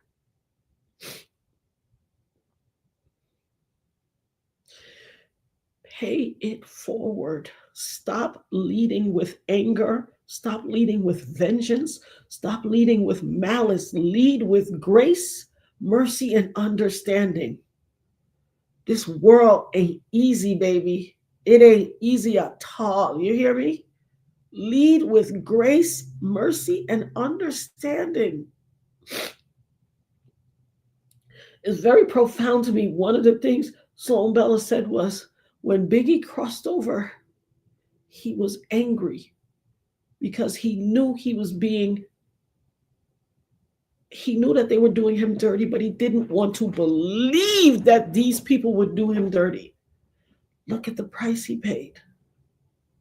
Just because I keep telling y'all, everybody that screams at you is not your enemy, and everybody that smiles at you is not your friend. Because he didn't want to believe that these people that he thought, and they said, Sloan Bella said he was leaving. We know from Gene Deal that he was already had a contract and a check to leave. And when Puffy found out, that is why he expedited him being out of here. I also believe that when he kept referring to Shakespeare is because he was telling us, like Kirk Burroughs said, he was supposed to go to England. He was supposed to leave and go to England. And I truly believe some of the Shakespeare references was about that he was supposed to be out of here, go to England, and do that English tour. And Puffy canceled at the last minute and made him stay. I hear all kinds of people trying to wax poetically like, oh, no, this was that, and that was this, and this was that. Listen, y'all armchair quarterbacking. Listen to me. When I tell you this man is diabolical, so many things have happened. I'm going to tell you another crazy story because there's a lot of synapses that fire. And what K-Lig said to me was, I need you to watch this Sloan Bella thing because of your firsthand experience there. I know things will fall into place. Back when we used to be in Cancun all the time, Derek was there this year. Hip hop cop Derek. I'm not going to say the young girl's name because she's a doctor now, psychologist. And I don't want to impugn her integrity, and everybody has a past. So I used to sell rooms when I used to go to Cancun because, like I said, my mother had a lot of timeshares, and so I would take all the banked weeks and sell them as suites, and 4 people to a room, 4G, back in the days, in the 90s. So a lot of people, you know how it is, even to now. Y'all hear about the stories where if you go to Miami with your friends, y'all gonna come back broken up. This particular girl went to Cancun.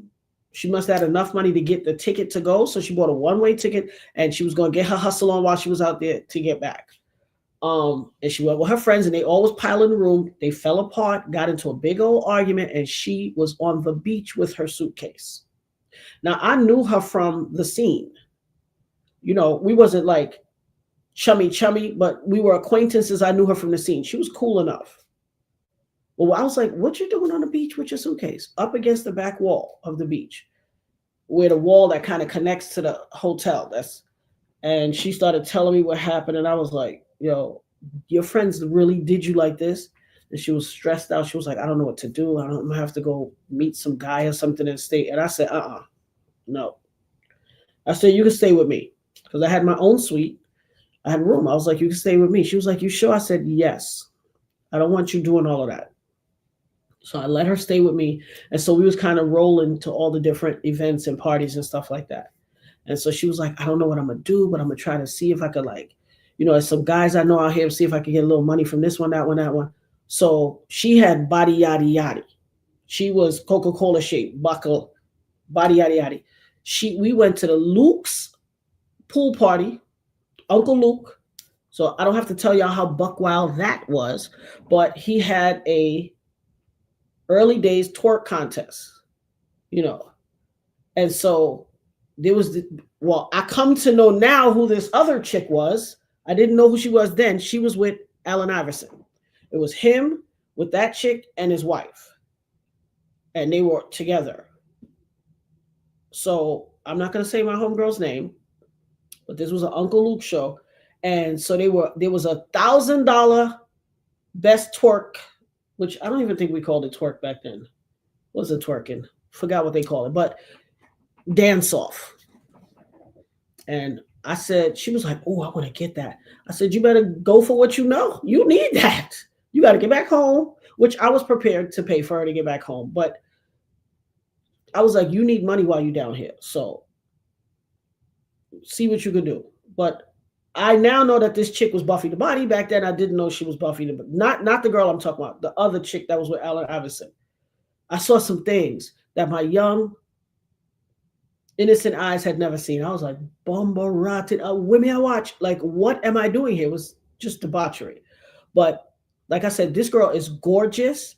Body yaddy yaddy. She went, shake what her mama gave her, outdid herself better than everybody, and won the $1,000. It's so crazy.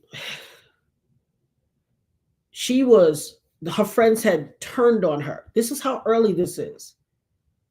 I started introducing her to a bunch of people. Guess where she ended up getting a job? You'll never guess. The Daddy's House studio. In fact, one day she called me and was like, yo, come to my new job. Thank you so much for taking care of me. You was ride or die. My old friends was old. They left me out there. They was hoping that I got stranded and all this stuff. I was up at Daddy's house with her. I was proud of her. I was like, I'm so proud of you. You got a job. She was never a dummy. She just was in a situation. Not a few months ago. So mind you, after that, I lost touch with her. I hadn't seen her and all that for years. I mean, I knew where she was and what was going on with her, but we hadn't personally seen each other. Like I said, after that, I think a year and a half after that, Puffy shot me. So I'm out of town, yada, yada, yada. I go to a function a few months ago. One of my girlfriends was speaking, and she wanted me to come see her speak. So I went to, and which my girlfriend did phenomenally well. When I tell you she structured her speech, the dopest thing ever. But then they introduced this other young lady. I'm sitting there and I'm looking, and then I catch, now she looks different. She looks the same facially, but she's gained weight. We get our big woman spread on, so you kind of look different. So she's talking, and they said, Dr. blah, blah, blah. And I look, and I was like, it was her. I said, doctor. I was, proud of her that she went on, continued, got her education, continued, got a bachelor's, got a master's, got her PhD. Proud of her. Mind you, I tell you, 25 years ago, well, 26, no, this will be about 26 years. So 27, 28 years ago, she had to shake what her mama gave her so she could make it back home and eat. Okay? Which I was going to feed her. She wouldn't have to do. If she didn't win, I was still going to take care of her. But she made it back home. She got her money and I told her, she was all partying. I said, girl, you better put that money down while here buying bottles. You ain't got bottle money. When I saw her at this function the other day, I was like, so while she was talking, I was like, she was sitting on the thing and I smiled at her and she kind of had this look. And I'm telling you, once she saw me smile and look, and my girlfriend kind of looked like, what's she smiling at her for? I promise you, she was talking about how she worked in the industry, and the person introducing her was saying, oh, she worked for Diddy and this one and that one and all this stuff. And my homegirl on the stage next to her had this weird look on her face. She thought I was going to feel awkward because they said Diddy. Her husband turned and looked at me because my people is protective of me. So when they heard that, they thought I was, but I had a smile on my face and they couldn't understand what it was. I recognized her.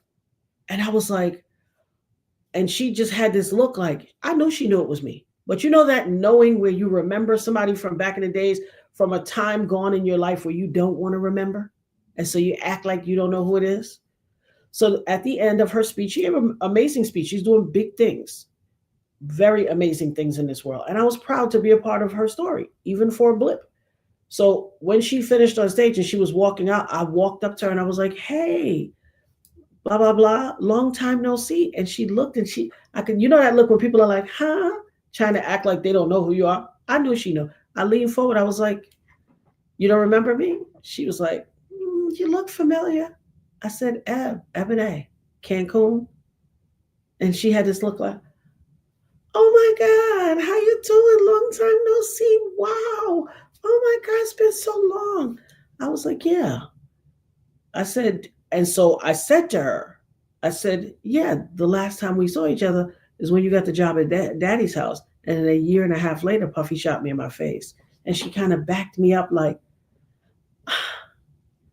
and I could only imagine what was going through her mind, because maybe she was like, is this a setup? Why am I here with this late? God hands, baby. When I say God be moving people around, I was like, wow, blast from the past. Now I was proud of her, because here's the thing. I don't hold no malice to her. She didn't do anything to me. I was happy to see her trajectory. But sometimes God be putting you, God lines things up. He wants you to see the impact you had in people's lives. Because she brought me up there to show me. I introduced her to the person who got her the job at Daddy's house. So she wanted me to come visit her at the studio. And she was so happy. She was so proud. Like, oh my God, look at it. Listen, my feet have walked many, many miles. I'm not illustrating these things to be like, oh, I know this one, I know that. Because I could have name dropped. Nah. What I'm letting you know is I have millions of miles on these feet of mine. I've been many places and seen many faces. I know these stories are sensational and you want to come to the internet and be a part of it and you want something to say. And we live in this world with social media where everybody got something to say. I'm not even taking away your ability. What I'm telling you is do so with respect. Do so with honor. Do so with humility. Do so with grace and mercy. Stop popping off on people on the internet. I cannot tell you how disturbed my spirit was last night with this chick tell me, good for you, you got shot by the devil. I said, heifer, what you doing in this conversation anyway? Reba McEntire ain't doing nothing. What's going on in Nebraska? Get out of here. What this got to do with you anyway, to be going this hard? And the last thing I told her was, go ahead, you got this. I'm going to spin the block, see how you doing. I don't want nothing to happen to you, but I'm telling you, I didn't get to 26 years just because. I've done a lot in this world for people without the expectation or desire for anything in return. We're living in a pay it forward situation. You do right by somebody and God will put them deposits in your heavenly account. Down the line, you about to come up to a roadblock and you will be protected. I've done so many redeemable things in my life that my spiritual account is overflowing. What's your spiritual account looking like, y'all? What is it looking like? In my beauty salon, I had a chick in my chair. She was like, it was a bunch of people. It was like a Friday and it was a popping night and everybody was in there having a good time. And she was like, I be cutting people off. You don't do nothing for me. I'm cutting you off. You ain't giving me nothing. I'm cutting you off. If I can't get nothing from you, I'm cutting you off. And I said, how's that working for you? I said, you keep cursing yourself. And she's like, what you talking about? I said, if you cut somebody off every time you don't give them anything, if you keep interacting with people and they're not giving you anything, it's because God called you to give them something. You are cutting yourself off at the ankle. You are shortening your lifespan. You cutting people off just because you ain't get nothing from them. Who told you were supposed to get something from everybody you interacted with? What is this nasty entitlement? But she not the only one. A lot of people got that. Even down to an internet conversation. Shorty wanted to win. I keep telling y'all, we are dealing with, in this world, some people are on right and wrong, and others are on win or lose. I'm not on that win or lose. I'd rather be over here in right and wrong land because there's something redemptive about doing what's right. People got tons of wins, but they really lost. Look at Puffy. Puffy got millions of wins, but he's lost. Win should not be your threshold. Right should be your threshold. You got all these jackleg attorneys on the internet. And when I mean attorneys, I mean it figuratively, because they're all, oh, you can't do that because it's, somebody said, oh, can they retry him for your case? Can they try him again for your case? And this lady jumped in the comments, no, because that's double jeopardy, this and that. What are you talking about? What are you talking about? I said, perhaps you should do your research first before you come here. First of all, she wasn't asking you, she was asking me. Second of all, you're wrong. Puffy was never adequately charged in my case. Because of all of the, like we see again, the celebrity obsession of people, whether it be in the prosecutor's office, whether it be in the cops who charge you, this, that, whatever. People be hype on celebrity. And so he was never adequately charged. He was charged with gun possession and bribery. He should have been charged with attempted murder. And so, yes, he can be. Trust me, I know this is my story. I've looked up every single aspect of every piece of law of everything.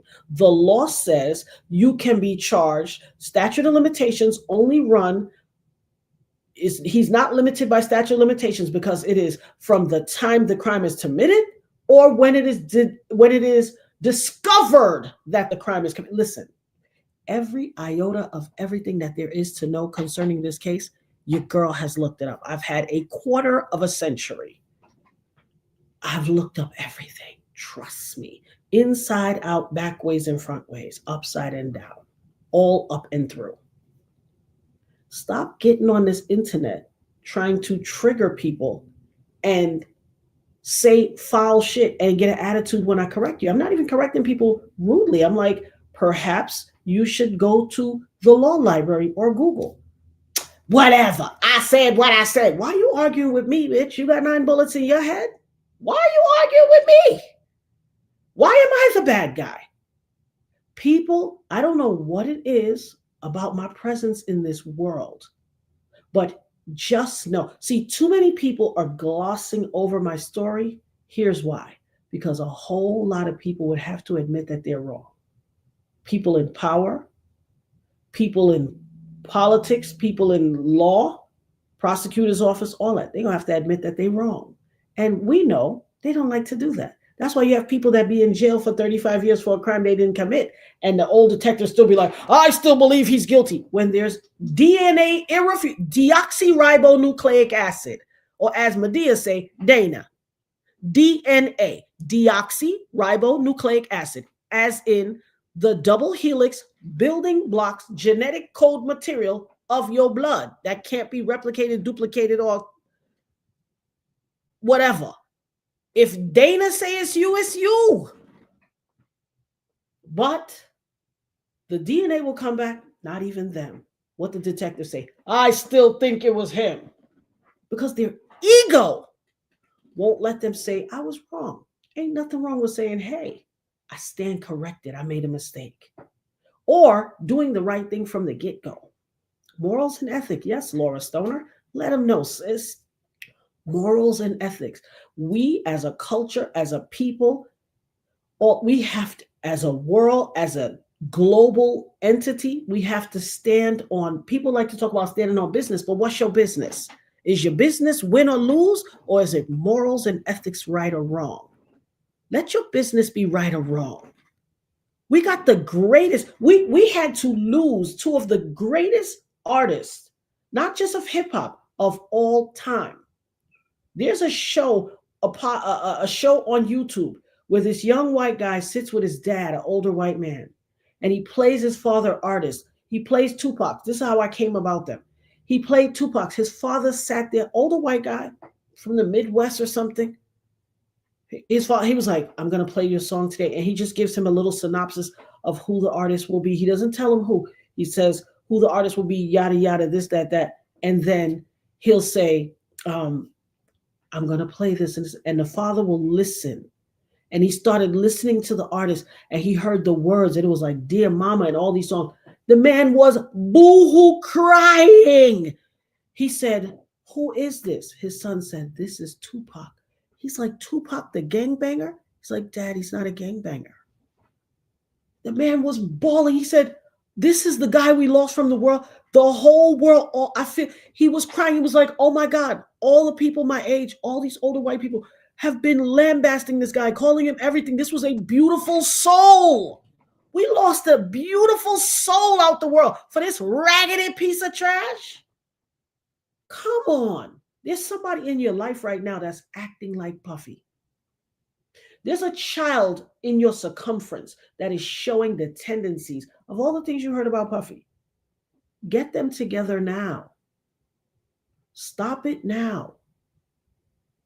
Stop. Stop it now. There's somebody in your life who's a manipulator. Always shiny suit, buck shuffling, tap dancing, shucking and jiving. Maybe it's your husband. Maybe it's your son or your daughter. Maybe it's you. Maybe it's you. Cut it now. Who in your life is moving through the world grimy like this now? You know, it could be your uncle, your daddy. Somebody, stop it now. Check that behavior now. Get them right now because, baby, he not the only one in this world. Now, he's the one. Shaitan, Kaiser Sose, the devil, Lucifer, all the names you could think of. He, him. He is him. But I've been saying this for 26 years, but everybody believes me now. The amount of comments I had in my chat, we believe you. I've always believed you. Oh, my God, poor thing. Oh, my God. You know how many days I sat crying, being gaslit? All kind of crazy things happening to me. All kinds of crazy things. And I took it on my chin with a smile. And I said, Father God, I made a deal with God. When I was 9 years old, I told y'all I self-diagnosed my own scoliosis. Scoliosis is a curvature of the spine. I could feel my body contorting. I was a formerly trained dancer. Ayanna Van Zant was my dance teacher. The Ayanna, beloved, that was my dance teacher.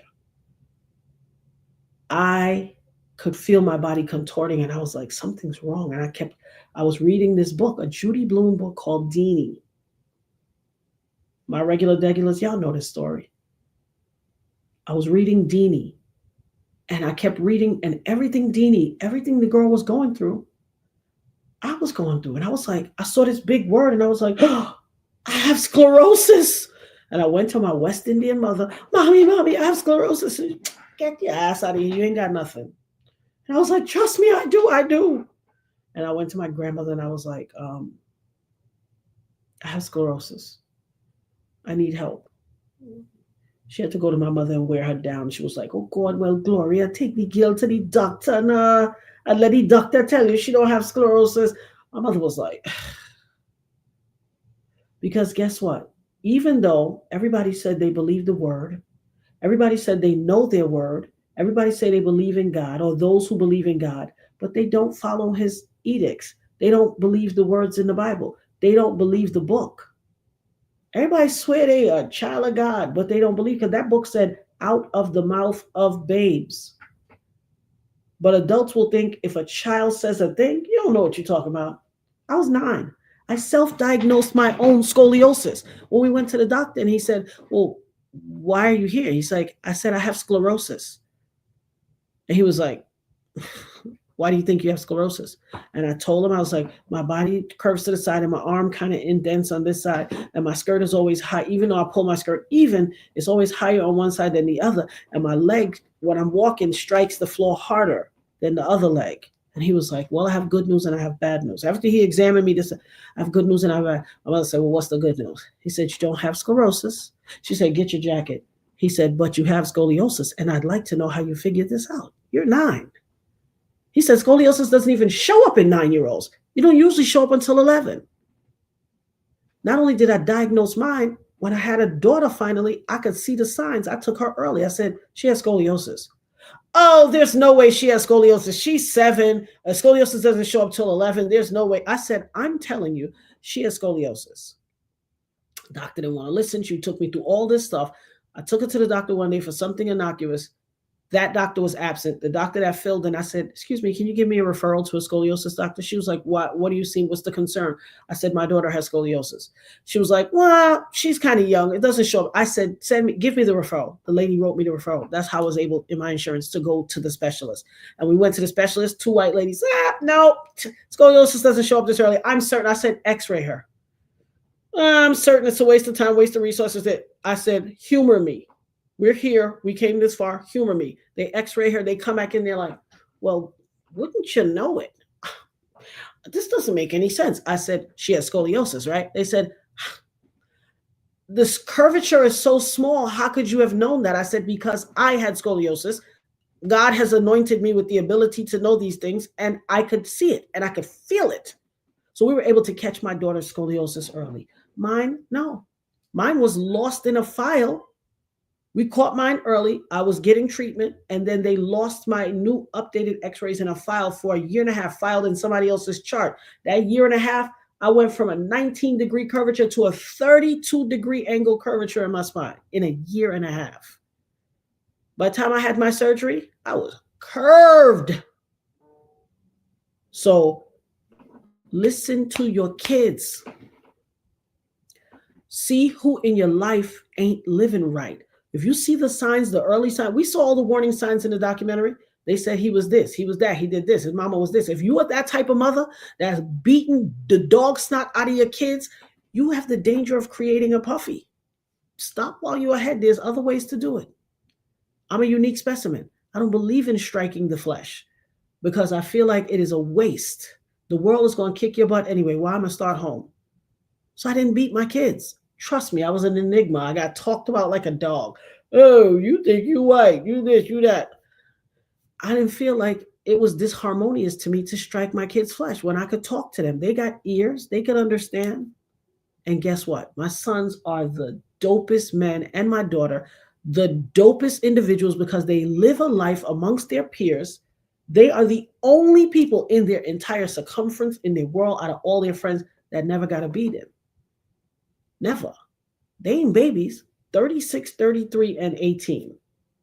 You know what it is to walk through the world to never get a beating? I even called myself the other day, joke and talk about the dog did something. I was like, I will whip your butt. And Nirvana was like, oh God, mommy, that sounds so fake. You can't even sell that.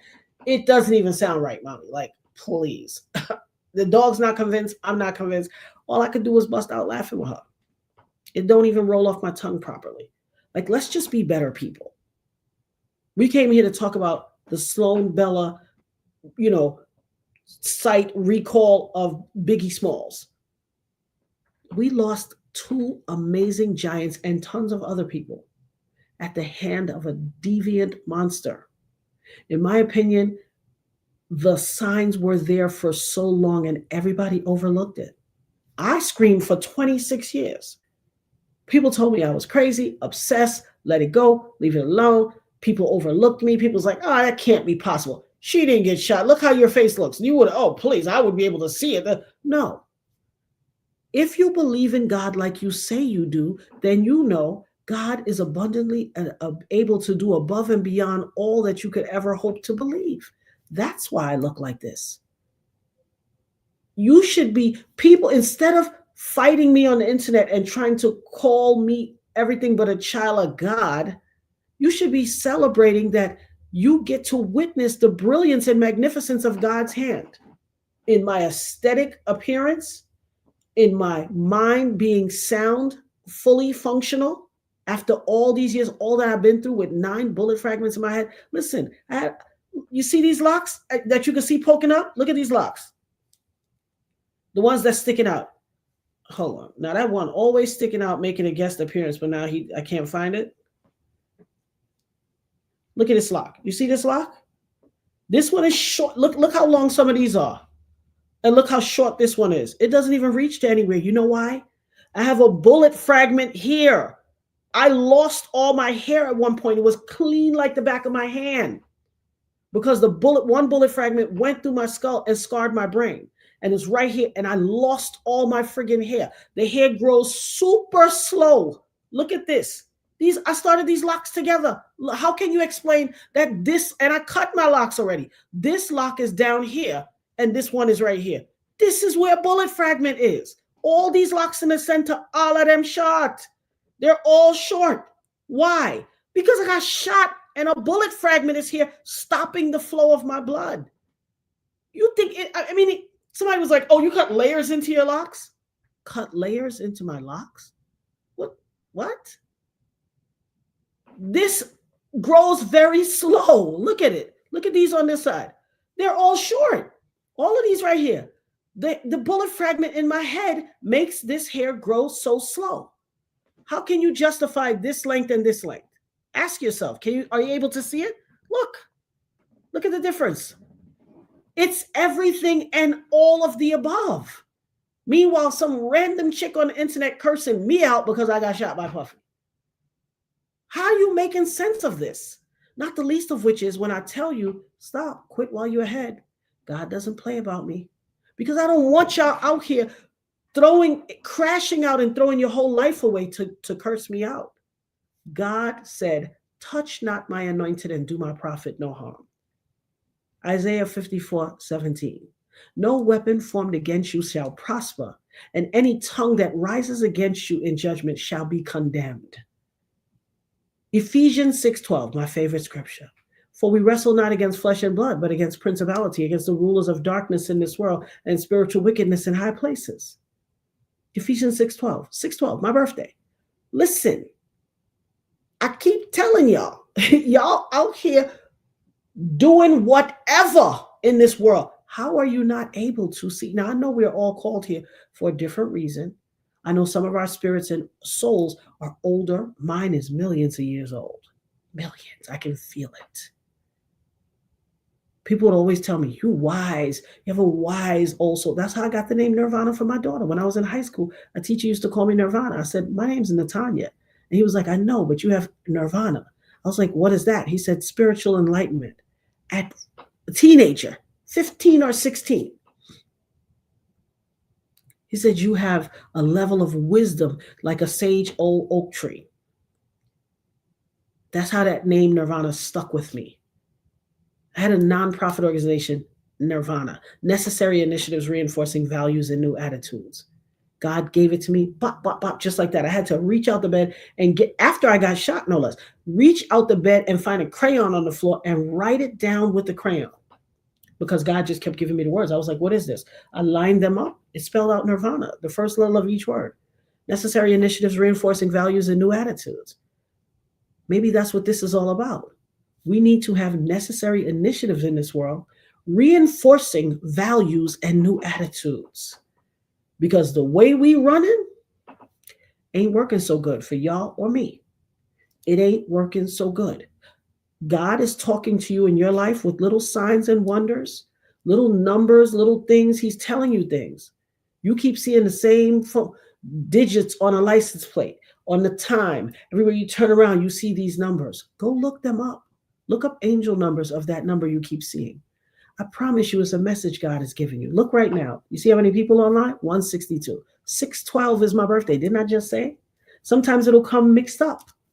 But you see that number sequence, he's trying to tell you something. Didn't I just tell y'all Ephesians 6:12? Look at that screen. 162. One dropped off because somebody had to prove, I'm not going to let you be right. But it was just there. It was just there. God is showing y'all something. Pay attention. Let's break down all this extra mumbo jumbo that we be hyper focused on that don't mean nothing. You think Puffy's the only demon out here? No. And not for nothing, I don't victim blame, but trust me, too many people stood around this man and propped him up, which made him able to do all this stuff. Who's the Puffy in your life? Who's the Puffy in your life? You got Puffies in your life. Your daddy, your uncle keep doing all kinds of smarmy stuff, and y'all keep making excuses. Some of y'all know all the little fast ass girls, but you don't know the uncle who keep messing with them. He keeps showing up at every cookout, every Thanksgiving, and y'all welcome him in with open arms. But y'all children get around there in the back. Now y'all ain't got to be in grown folks' conversation. Because that touchy uncle, y'all keep letting him come over. He do the same thing. He come, he eat, he talk loud, he make a big scene, he drink all the liquor, he drunk, he slam down his hand on the dominoes board, or he mess up the spades board or whatever, and then he disappear, and then somebody's child come back looking disheveled and sad. Why? Why y'all not holding people accountable for their misdeeds and their nasty actions, but you always waxing poetic about somebody else? Listen,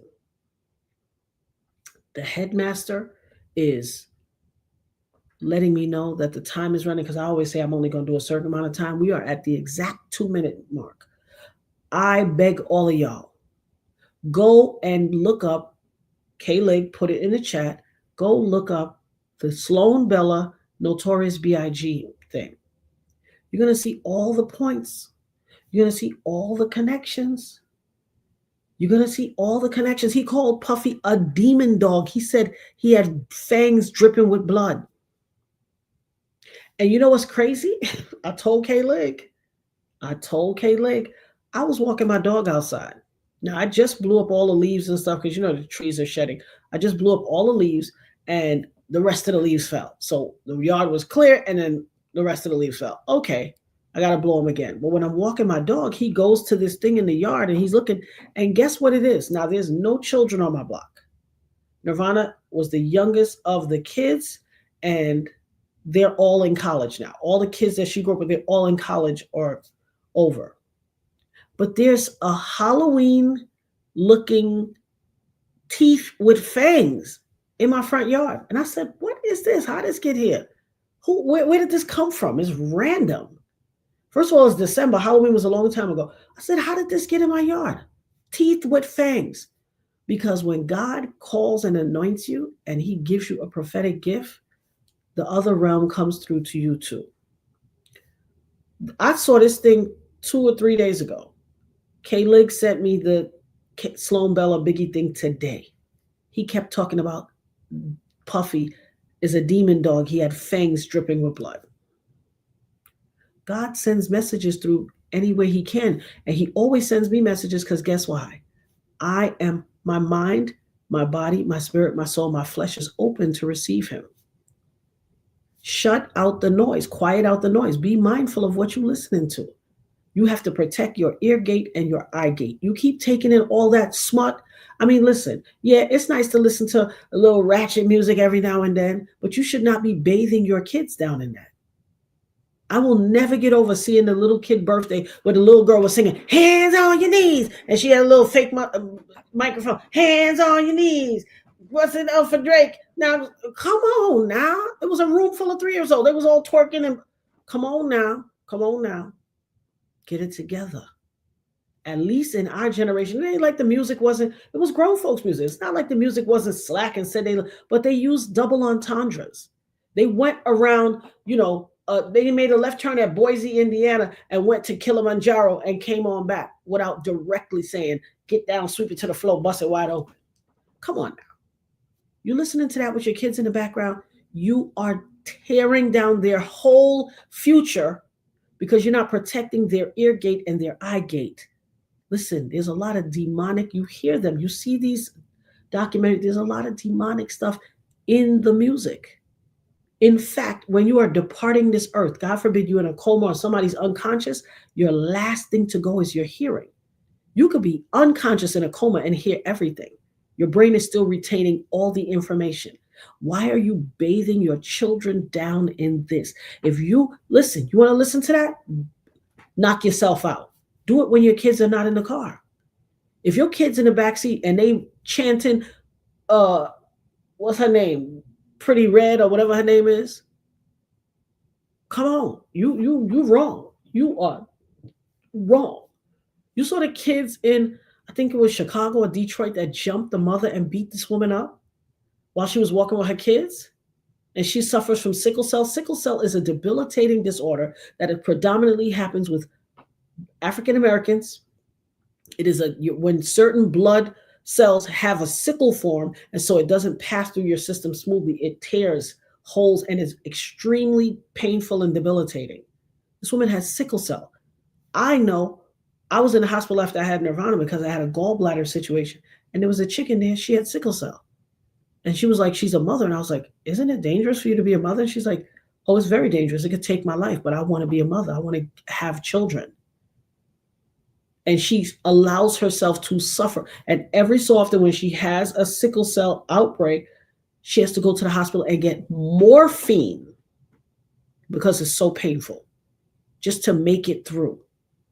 And she said the hospital treats Black women like they come in and looking for drugs, even though they know you got sickle cell, and sickle cell is painful.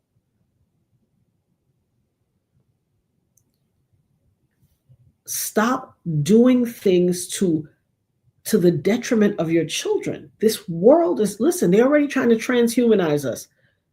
I heard this years ago on Alan Watts, Tapping the Powers Within with Alan Watts, a podcast. Was just an audio podcast. And this man was on, and he called himself Cull Cree. And he was speaking in code. He said he's from South America, but he really was saying, I'm from America in the South. I am certain, beyond a shadow of a doubt, it was Shakir Stewart. And he said some things. And he was talking about how they were trying to do transhumanism. Nirvana was probably a year old. She's 18. He said they were trying to do they're trying to humanize robots and automatize humans. This was controversial back then. He was speaking in code. I could tell he was a brilliant dude from the South. He was saying, and he called a bunch of people by name. Try to look in the Wayback Machine. I had that on a server, on a hard drive in a desktop computer I had. Somebody done broke down the damn computer. I was like, who took my computer apart?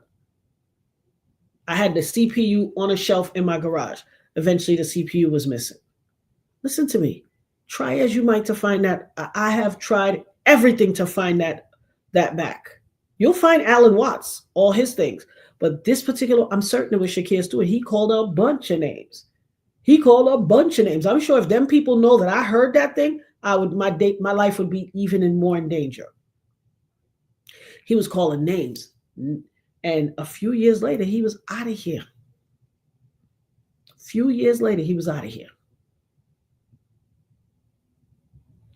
Because he called these people names. And they heard it, and they figured out who he was.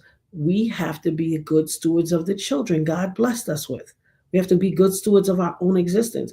We got to stop letting puffies exist in this world. And if you're bathing them down in what they call it, what's the music in Chicago, what they call it?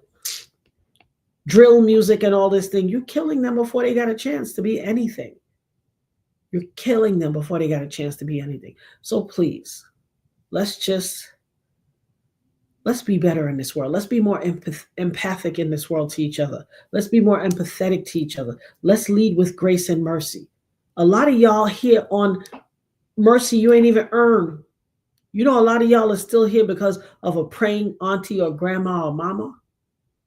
You on grace you ain't even earned. By hook or by crook, somebody saved you. You are here still existing through stuff you've been through because a grandmama saw fit to drop on them knees and call on God. You wasting your grandmother's prayers like that?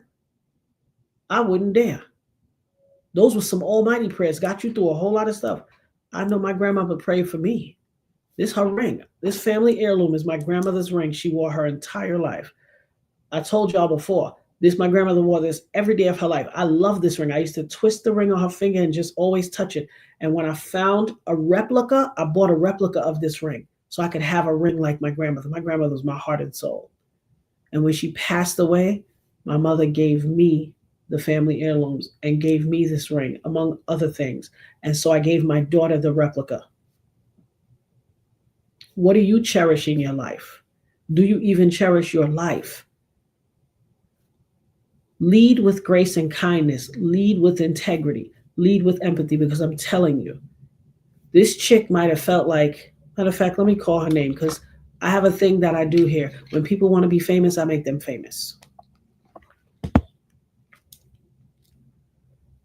While you think you was just getting one off and telling me that it's good for me that Puffy shot me, you don't understand what you did to me last night. You don't have no idea what you put me through last night. We got to stop this shit. We have got to stop. But since you want to be famous, I'm going to make you famous.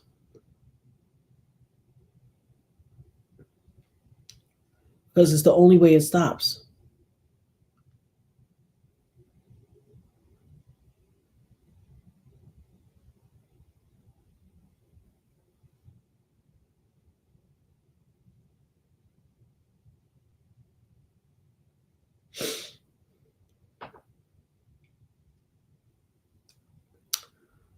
I know I screenshotted it. I'm going to find it.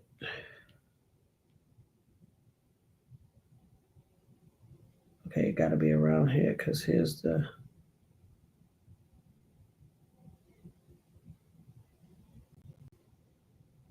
Her name is Padrina, maybe Padrina's Way.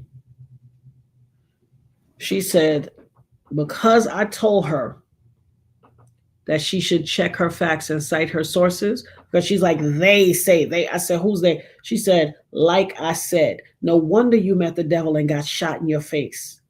You got an ugly soul. Need to keep yourself busy and stop bothering us folks from Nebraska, fangirl. You think it's good that I got shot in my face? My response to her was, wow, you really should check my story. You just cursed yourself. God doesn't play about me. Telling a woman you're celebrating her getting shot in the face and you think I have an ugly heart? The Father God said, touch not my anointed and do my prophet no harm. Isaiah 54:17, no weapon formed against me shall prosper, and any tongue that rises against me in judgment shall be condemned. Cursed yourself all because you were wrong and you couldn't win a conversation. Terrible way to curse your future. You see where Puffy is, don't you? Y'all never learn. Bye now. And I put 2 waving hands. Because, and I even told her, everybody else self-corrected. People that were saying slick shit, and when I corrected them, they all, oh my God, I'm so sorry. But because she wanted to win a conversation on the internet, she said, it's good for me for getting shot in the face. Really? That's the side of history you want to fall on? You went and laid in the bed and slept comfortable knowing you put that out in the air? It's good that I met the devil and got shot in the face? Do you know what that does to someone? Do you know how you break down someone, all the 26 years of hard work they've done to keep their head above water and stay sane? This is what you think this is what how you redeem yourself? You see how I answered her? I could have got down in the dirt. No. Because I am not going to let you drag me into the abyss with you. You go down there by yourself. Go and meet Puffy down in the devil's hole, in the pits of hell, in the lake of fire, by yourself. I ain't going with you. I'm a big girl, 55. I'm too grown for that. But I'm going to get off this internet here. Y'all, please, go watch the Sloan Bella stuff. And this is what I'm asking of you. I'm going to ask of y'all. There's 148 people in here, and whoever sees it on the replay. Put a 1 in the chat if you can commit to saying 5 nice things to 5 different people. Something nice, 1 nice thing to 5 different people tomorrow. If you can commit yourself to people you interact with, people you cross paths with, in whatever way, commit to 5 different people. Say something nice. Hey, I like your blouse. Hey, girl, you look like sunshine. Whatever. Give me a 1 in the chat if you could do that. Start with 5 tomorrow, increase it to 7 the next day. Every day, increase it by 2. Eventually, find something nice to say. We live in a world where too many people are comfortable being nasty. I even see people I know, somebody that I've known for years. I was reading the comments, and the comment just came over because I know them. So it came, or it's highlighted in Facebook. And it was a guy and a chick I know said, "Oh, 50 Cent petty. Why you taking it? Why you trying to kick a man when he's down? Our people like to do this." I said, "You know me personally. I'm the woman Puffy shot in the face. You worried about whether 50 Cent is petty? What about all the crimes you watched Puffy do? What is the account? Why do we have this whole us against them when it comes to why are y'all comfortable with him doing this to people and downgrading people? Why are you comfortable with this? Why are you comfortable with the fact that the biggest roster in hip hop, the biggest record company in hip hop, in the culture, has not one story of a wealthy former star? Why is that comfortable to you? The Reba McEntyres of the world, they chilling. They got a mansion, they got a lake house, they got a house, a ski house in Vail. They eating, living, still doing shows because they feel like it and people want to hear the oldies. Where's our oldies people? Huh? If it ain't Earth, Wind, and Fire or Frankie Beverly and Maze. What are we gonna have oldies of hip hop? You got amazing lyricists like Rakim. You got phenomenal lyricists like all the forefathers. We know the forefathers of a genre create the genre. They don't necessarily, they're not necessarily the ones that see the wealth, but in every other culture, they are. They eat and they retire and they live in amazing. You got some phenomenal rappers who were phenomenal talents. They live in the projects in New York. Why? Why? You're comfortable with this? The only thing, you watched an entire documentary with an entire litany, masterfully, a masterclass in linear laying out all of his misdeeds and all of the things. You watch this entire masterclass and all you could think is 50 Cent mad petty for that. Why you gotta kick a man when he down? How come y'all wasn't saying that at Peacock? How come y'all didn't say that at Hulu and all the other white entities that did documentaries? I didn't hear none of this rhetoric. None. Why does Puffy get to break all these families down, strip all these people, just dehumanize all these people, and all y'all could take is you kicking a man when he down? Some people need to be down. What's wrong with y'all? Y'all need to get this low vibrational gutter snipe mentality out. You want to prop somebody up and stand for their wrong, even if they're wrong. You want to be wrong and strong just because he your friend, your cousin. I never forget, I had it out with somebody's mom years ago. I used to work at my homeboy's beauty salon, and his mother's like, "Oh, Mike Tyson is my son's friend." Yeah, Mike Tyson was my friend too. But when you bit that man ear off, Ninja, I can't endorse that. Friend or nothing. If you can't hold your friends accountable, who are you as a person? What are you as a person? You think it's okay for a man to be in a sport that he chose to be in, and because he's not winning, he's gonna bite your ear off? There I go again. See, I said win or lose or right or wrong. You wanted to win so much, you wanted to bite somebody's ear off. So what was going to be? What you thought was going to happen after that? You was just going to walk away? And yes, people can redeem themselves, but you have to show contrition. You have to be apologetic, sincerely show contrition, and then you can redeem yourself. If you're not doing that and you're just walking around doing whatever you want to people, y'all know the stories. 50 Cent and Alexandra Stapleton, Mr. Curtis 50 Cent Jackson, Sir, and Alexandra Stapleton masterfully wove a narrative, illustrated a narrative that showed all the way back to his childhood, all the way through and on forward to the present time. Masterfully, a master class in documentary filmmaking. All of the Hulus, the this one, the that one, they ain't do nothing. This was the one. And all y'all could think about is one against the other. Not the woman whose mother wrote a letter to Puffy's parents back in 1991, 92, when he so viciously raped her and still had the letter. Do you know what this woman has gone through? You ever take into consideration, what about if it's your daughter? It's okay for it to be your daughter? It's okay. Your daughter can get that treatment. You cool. Listen, if somebody harm your daughter, you're not going to care if they could blow a friggin' harmonica and tap dance or none of that. None of that going to make a difference. But y'all like to prop up celebrities because you're so desperate. Like that juror. You know what my new name for y'all is? Juror 160 and Juror 75. When people come in and come and be like, normally when somebody come in there and say something slick, I'll be like, nice try, Diddy. That's the only time I call him Diddy. Nice try, Diddy. On them little slick comments. But now I'm going to be like, nice try, Juror 160. Nice try, Juror 75. Because that's who y'all getting on like. Wrong and strong. Listen, I've said enough. Go watch that Sloan Bella Notorious B.I.G. and see all those synapses connecting. See all those synapses connecting. When he talks about that cop, that's Derek Parker. When he talks about the politician, I don't think it's a politician. I think it's how we say in the street, yo, we politicking. When Biggie is giving up, but see, that's why I say, in order for true interpretation to come from somebody outside the culture, it has to be a pass through somebody in the culture. That's why I told him I would be their jury consultant, because there's going to be vernacular that passes through the conversation that they will misconstrue, not see as important, not see as, because they don't get it.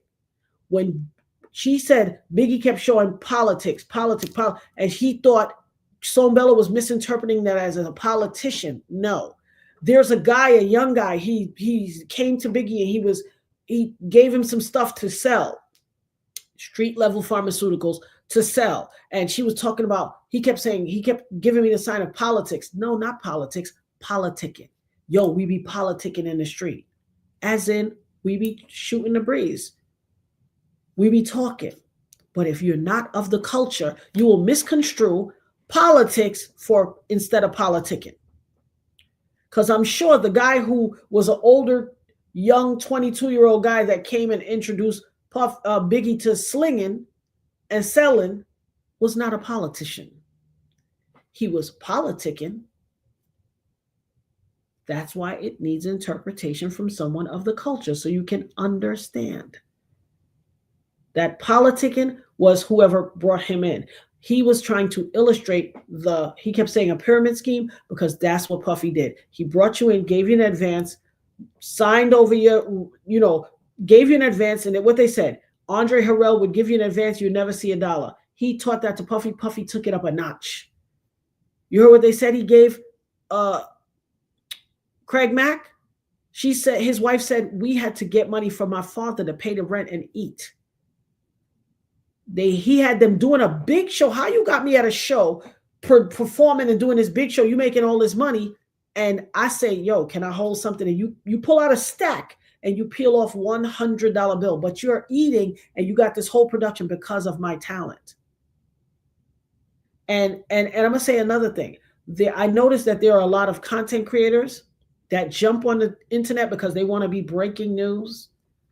Not just the typical breaking news guy, a lot of them. They jump out here and they give y'all stories that are false, while I'm over here giving you the real story. Because unlike them, I'm not secondhand, third-hand hearing this. I'm a first-hand conscientious observer. I was there. I know these people.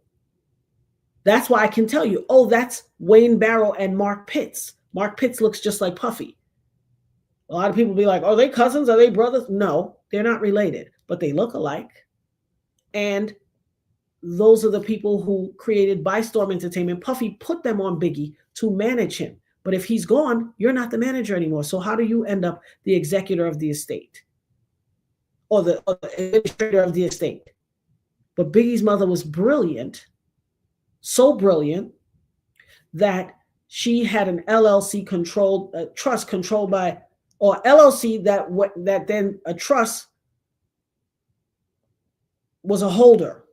So the LLC was still separate. And that's why when she knew she was coming to the end, she broke. I hear content creators getting it all wrong, stumbling over there. Now, mind you, they went up there and was like, oh, Gene Deal said the family's not getting anything. While I was already telling y'all, the family is getting something. She signed it. Then they double back after they see my work and then try to retell it, but they're stumbling all over it. And it sounds like mishmash, migash in my ear. I can't even listen. No disrespect. I'm just saying, have journalistic integrity. Take your time. Stop going off of what Gene Deal said. What do I always tell y'all? Don't take my word for it. Go do your research. Use the Google. Do your research. Cite your sources. Figure it out. Don't tell me about they said and they said it. Who's they? Who is they and where did they get their information from? That's what the lady told me. They had said the bullets was gone, so this, that, the other day, and y'all ain't got no bullets in y'all. Excuse me, I got 9. I have 9. I said, who is they? Point out they. Illustrate who is they. Tell me, cite your sources. Stop going by they. I come here and give y'all true, succinct, clear, conscientious information with sources that you can cite. I don't come jumble over words. Breaking news every 2 minutes and posting 95 times a day and just telling y'all a bunch of jibber jabber junk that's wrong. I give you facts. I'm telling you, the reason I could tell you about these people and tell you this stuff because I was in the midst. I know them all. First-hand account, but y'all pick and choose who y'all want to listen to. You know what I'm saying?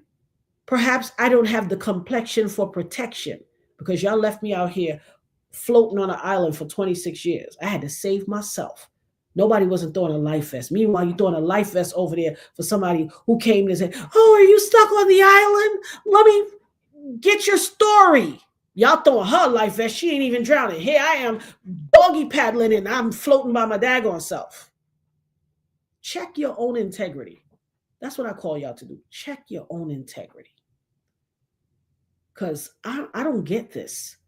I don't get this. Y'all see me giving you a first-hand account of stuff. Telling you people's name. Ask any of those people. They all know who I am. And I'm not just talking about because I'm the woman he got shot. They know me from Brooklyn. They know me from New York. They know me.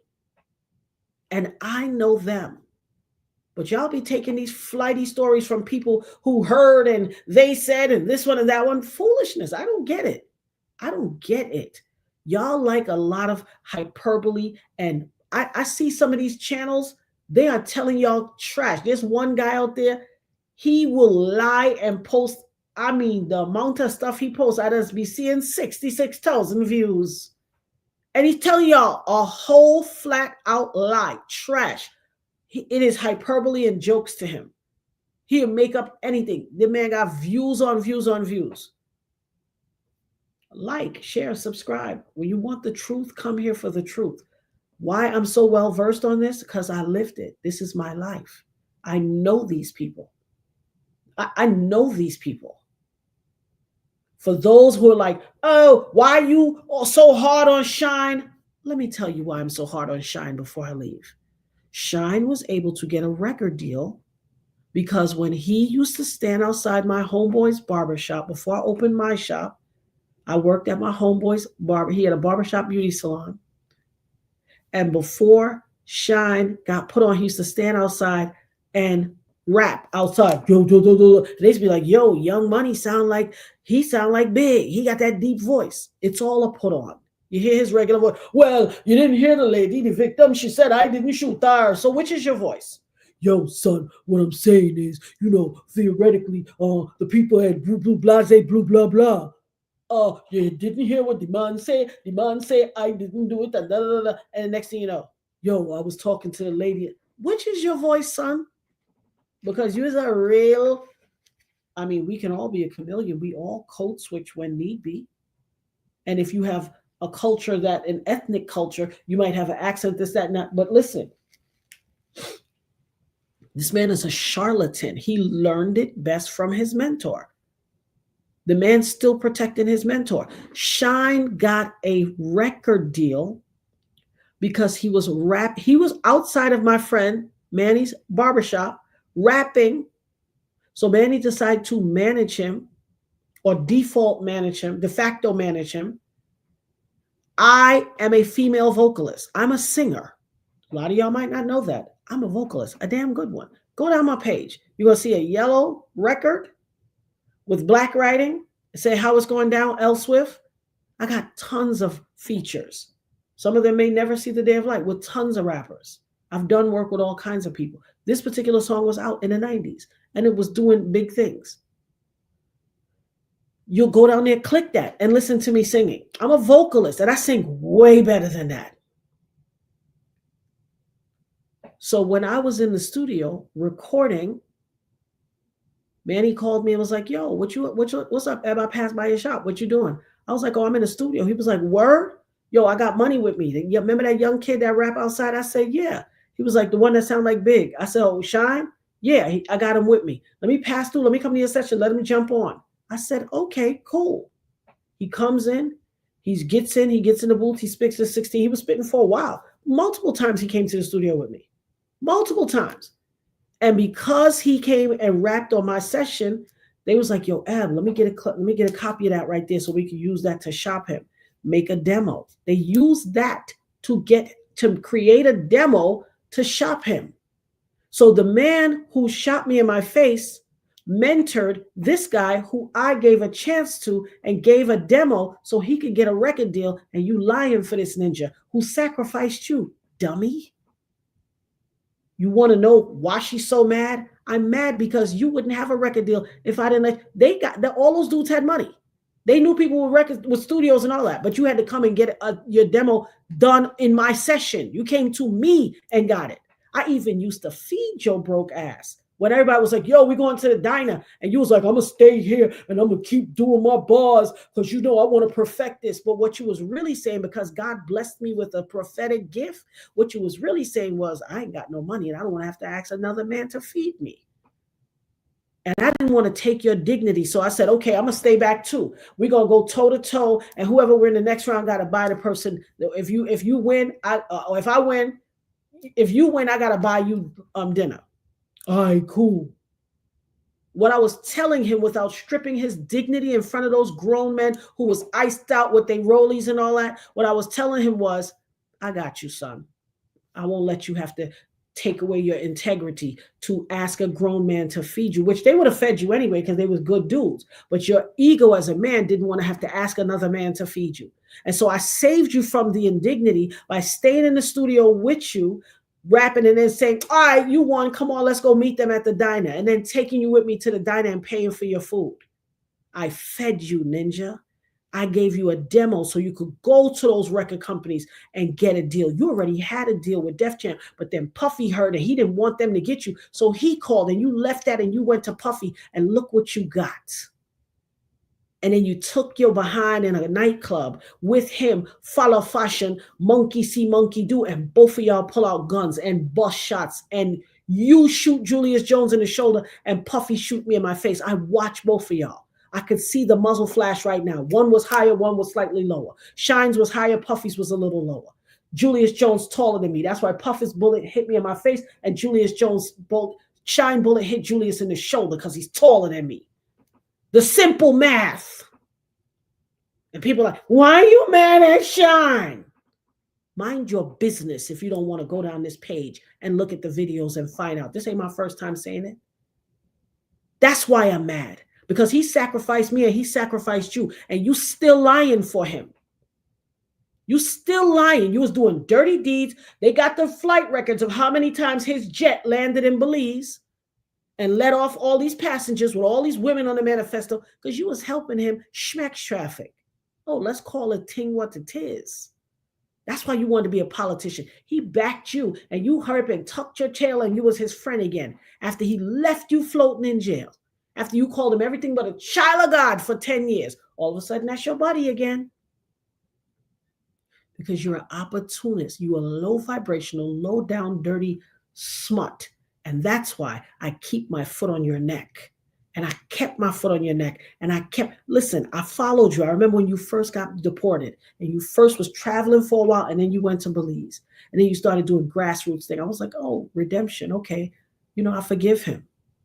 But then no time that power got back to your head because you wanted to redeem yourself because you was your father's outside child. He was cheating with your mama and that's where you came from. But you look just like him. While you was growing up in a tenement yard in Flatbush, I gave you the opportunity to be able to go get a deal. And then this is how you repay me. I got the Combat Jack recording of you saying, "Oh, Natanya Rubin, that was my homegirl. See, we was peoples. I used to go to the studio with her. Everything was everything, yada, yada, boom, ba, ba, ba, ba." But guess what? You still lying. You still protecting Puffy. Why? The question is why? I saw a statement the other day he made. He was like, the man, he violated her and he violated me too, and this, that. Violate? What I hear you saying is the same thing he did to Little Rod and all these other men, he did to you too. Is that why you're so loyal? Because, answer the question. Answer the question, Shine. What I know is that your career never ever became what you wanted it to be. You was always scratching, trying to climb out the barrel, but you never quite got it. And all these years later, you still lying for this man. You only wanted to be prime minister of Belize because you wanted to be able to have him coming in and out of your country and giving you financial kickoffs. What happened to the Belize Puff Daddy Howard University scholarship? Where there? How much kids went to college? How much of them graduate? Nobody. You want to know how I know? Because that journalist from Belize that I keep in contact with, and all those Belizean citizens that send me messages, they send me all the stuff about how you beat your wife. How you beat your wife. That's why she was never on the campaign trail with you. But I know that ambassador from one of them countries is all over the campaign trail with you multiple times. I got the pictures, Shine. I have a whole cell phone dedicated to you. Anything connected to you, I screenshot. That's how. So while y'all in my chat, like, why are you mad at Shine? He's young Obama. One lady cussed me out the other day talking about, they need to let him back so he can be the president. The president of what? He is dumb as a doorknob. Y'all could be fooled because he let his hair grow out a little and he trying to give this Obama. He's projecting an image to make y'all believe, but look at y'all. So desperate for celebrity. That's why you got a 34-time convicted felon in the White House, because y'all some jock riders. You don't have integrity. You jock riders. You want to be, affiliated by proximity. That is not what we should be. So when you fix your mouth to get on with your keyboard courage and disrespect me, answer your own question. That's like you going forth, you going on vacation and your friend like, oh, that looked like fun. Y'all gonna have fun. I wish I could go. And you like, you come on, go get your ticket. And she's like, I can't get no ticket. I don't got no money. And you be like, girl, why you ain't say nothing? I'll get you a ticket. You need to come out and enjoy yourself. And then you get her a ticket. And then on your dime, she goes out there and does something crazy that almost cost you your life. And then the person who almost took your life, she stands in solidarity with them after you done fed her and paid for her to come on this trip. I'll be seeing y'all on the internet. Y'all cut each other off over a lip gloss. That's my lip gloss. No, that's mine. But you want me to get over this? How dare you? How dare you? How dare you? Shine is a charlatan. He is not a politician. I kept my foot on his neck. My connections in Belize that send me all the information, and the journalists in Belize that reach out to me and talk to me, and I tell them all the information and they tell me stuff, and they caught you doing illegal stuff while you was in office and voted you out. The last election, Shine got 3%. He's also walking around on his campaign thing saying, Dr. Shine Barrow. Doctor?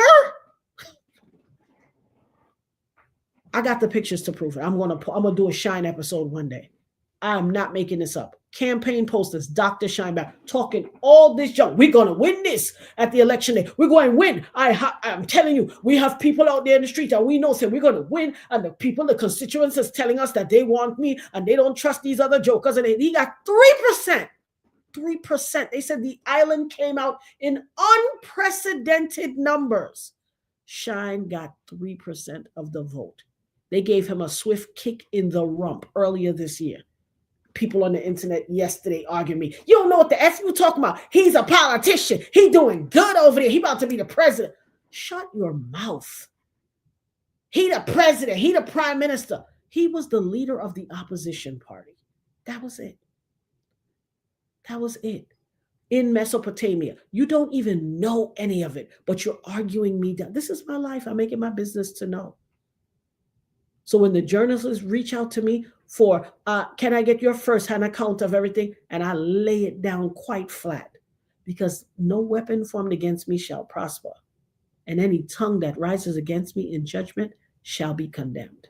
If I got to do it by hook or by crook with my foot on your neck, until ain't nothing good gonna come to none of y'all until you do right by me.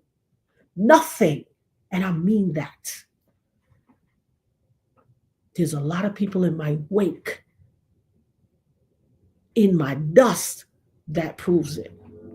So do what you know. Do what you want. Do what you want. But I would advise you to do the right thing. Y'all watching this man destiny swap every single person he came in contact with. Andre Harrell said, mysteriously, when I bought my first mansion, all of a sudden Puffy had an argument with his mother. He said, I got to live with you. I can't go home. Me and my mother, why? He said Puffy moved into his mansion before him. Listen, if you buy a mansion and somebody moving before you, that's destiny swapping, baby. Next thing you know, what Andre had to do? He had to fire Puffy because what the laws of the 48 laws of power say, never outshine the master. Instead of him going there and learn and keep grinding and this, that, he went in there bigger than Andre Harrell. How you gonna sit at the desk and tell you about, I'm gonna be so wild, I don't care. At 8 o'clock, I'm gonna be so drunk and wild, I ain't gonna give a F. He said, yeah, well, I got a problem with that. And he fired him. How do you let a man move into your mansion before you move in? How?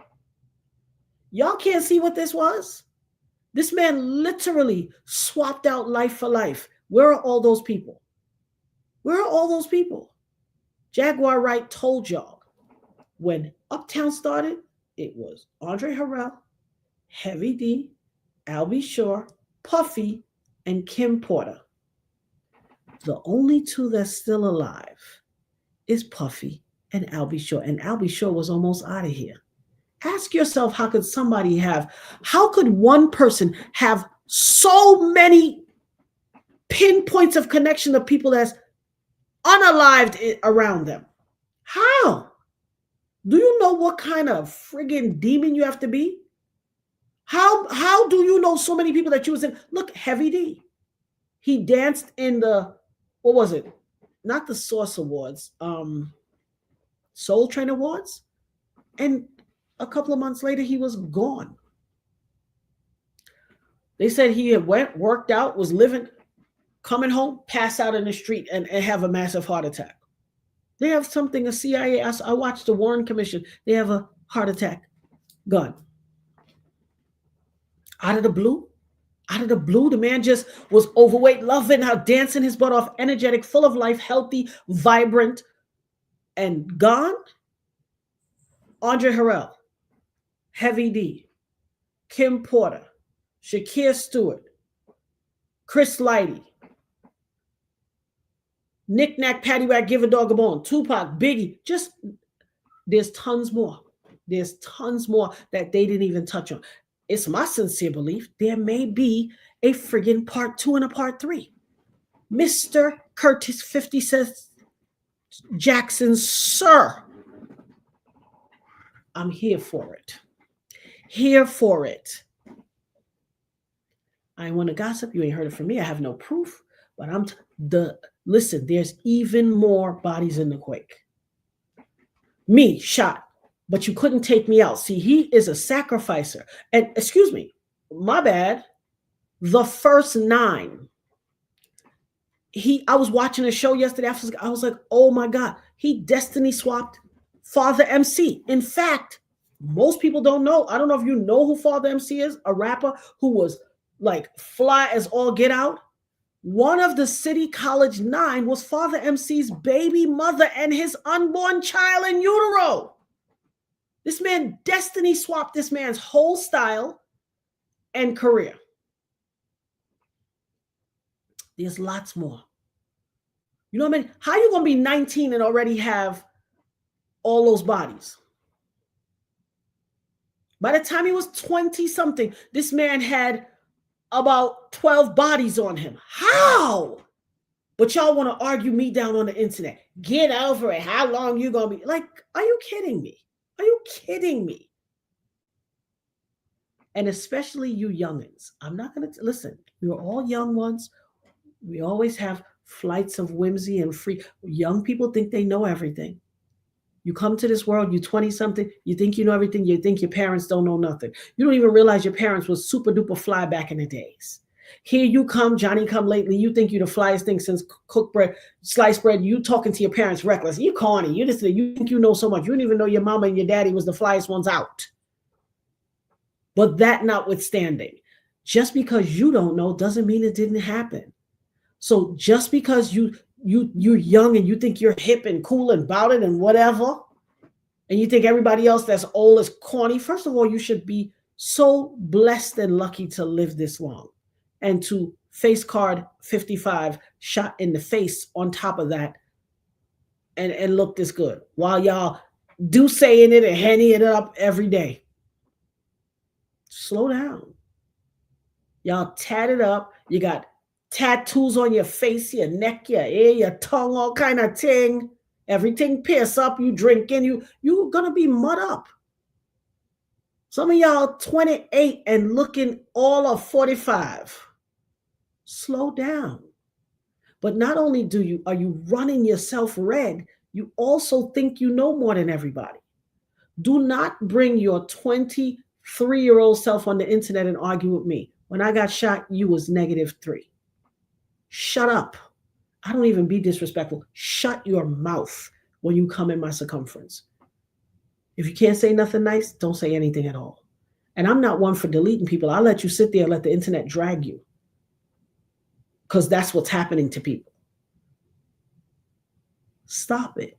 There's lots of information in the world. There's lots of Google. There's lots of information. If you're not sure, ask nicely. Go look it up. Go in my YouTube channel, subscribe, go down the thing, go down the rabbit hole, and look at a whole bunch of stuff. You're going to find out a lot more, but don't come in and try to trigger and gaslight me. Don't do it. First of all, you're cursing yourself. Second of all, that ain't cool. I'm going through my own journey. When I go lay my head down at night or when I go in the shower, there used to be a song, I want to go outside in the rain so no one knows that I'm crying. Please, stop being so reckless. Stop coming with your young and dumb, out of control, gaslighting, narcissistic, malignant self and being disrespectful in my chat. I'm asking you, stop.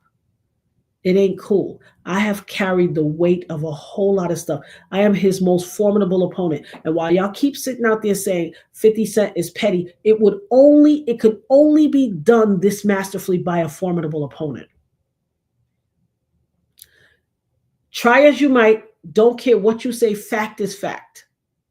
The 3 biggest cases in history in hip hop was the death of Tupac, the death of Biggie, and Puffy shooting me. I don't care if y'all want to call it the J-Lo trial, the Puffy and the Shine trial. It's the Natanya Rubin trial. Because had it not been for the fact that I was shot, nobody even talks about Julius Jones. I'm the only person repping for him. And Robert Thompson that got grazed. I'm the only person that say their names. Nobody says their names. Had it not been for Natanya Rubin, it wouldn't be no trial. It wouldn't be no case for y'all to mention. So y'all could call it the J-Lo, Puffy, the Shine, the Club New York, the this, that, Natanya Rubin. Put some respect on my name. I fought the devil for 26 years and I won. And I'm still of sound mind and body. And I always said, there was a time where people lost empathy for me very quick. It was after my face started looking whole again. Oh, you fine. Get over it. When I started writing a book called Invisible Scars because all of my everything was inside.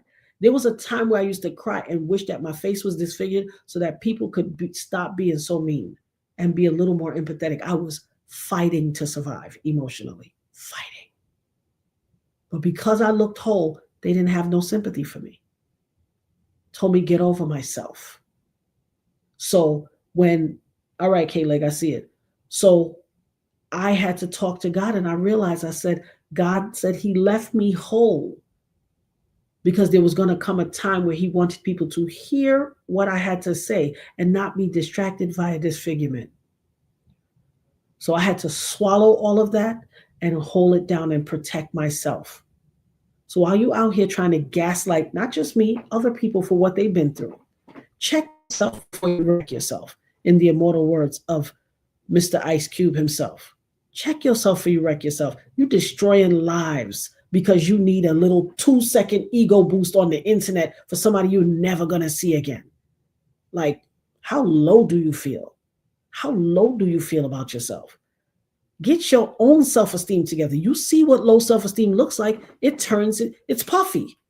This whole everything, my 9 bullet fragments, all these people that's unalive, the loss of Biggie, the loss of Tupac, the loss to the culture of all of that art, entertainment, and creativity and everything, just all the countless other people, all of the other people, all the loss of his children's mother, the loss of all of this stuff. And let's talk about that cybersecurity baby mama he got.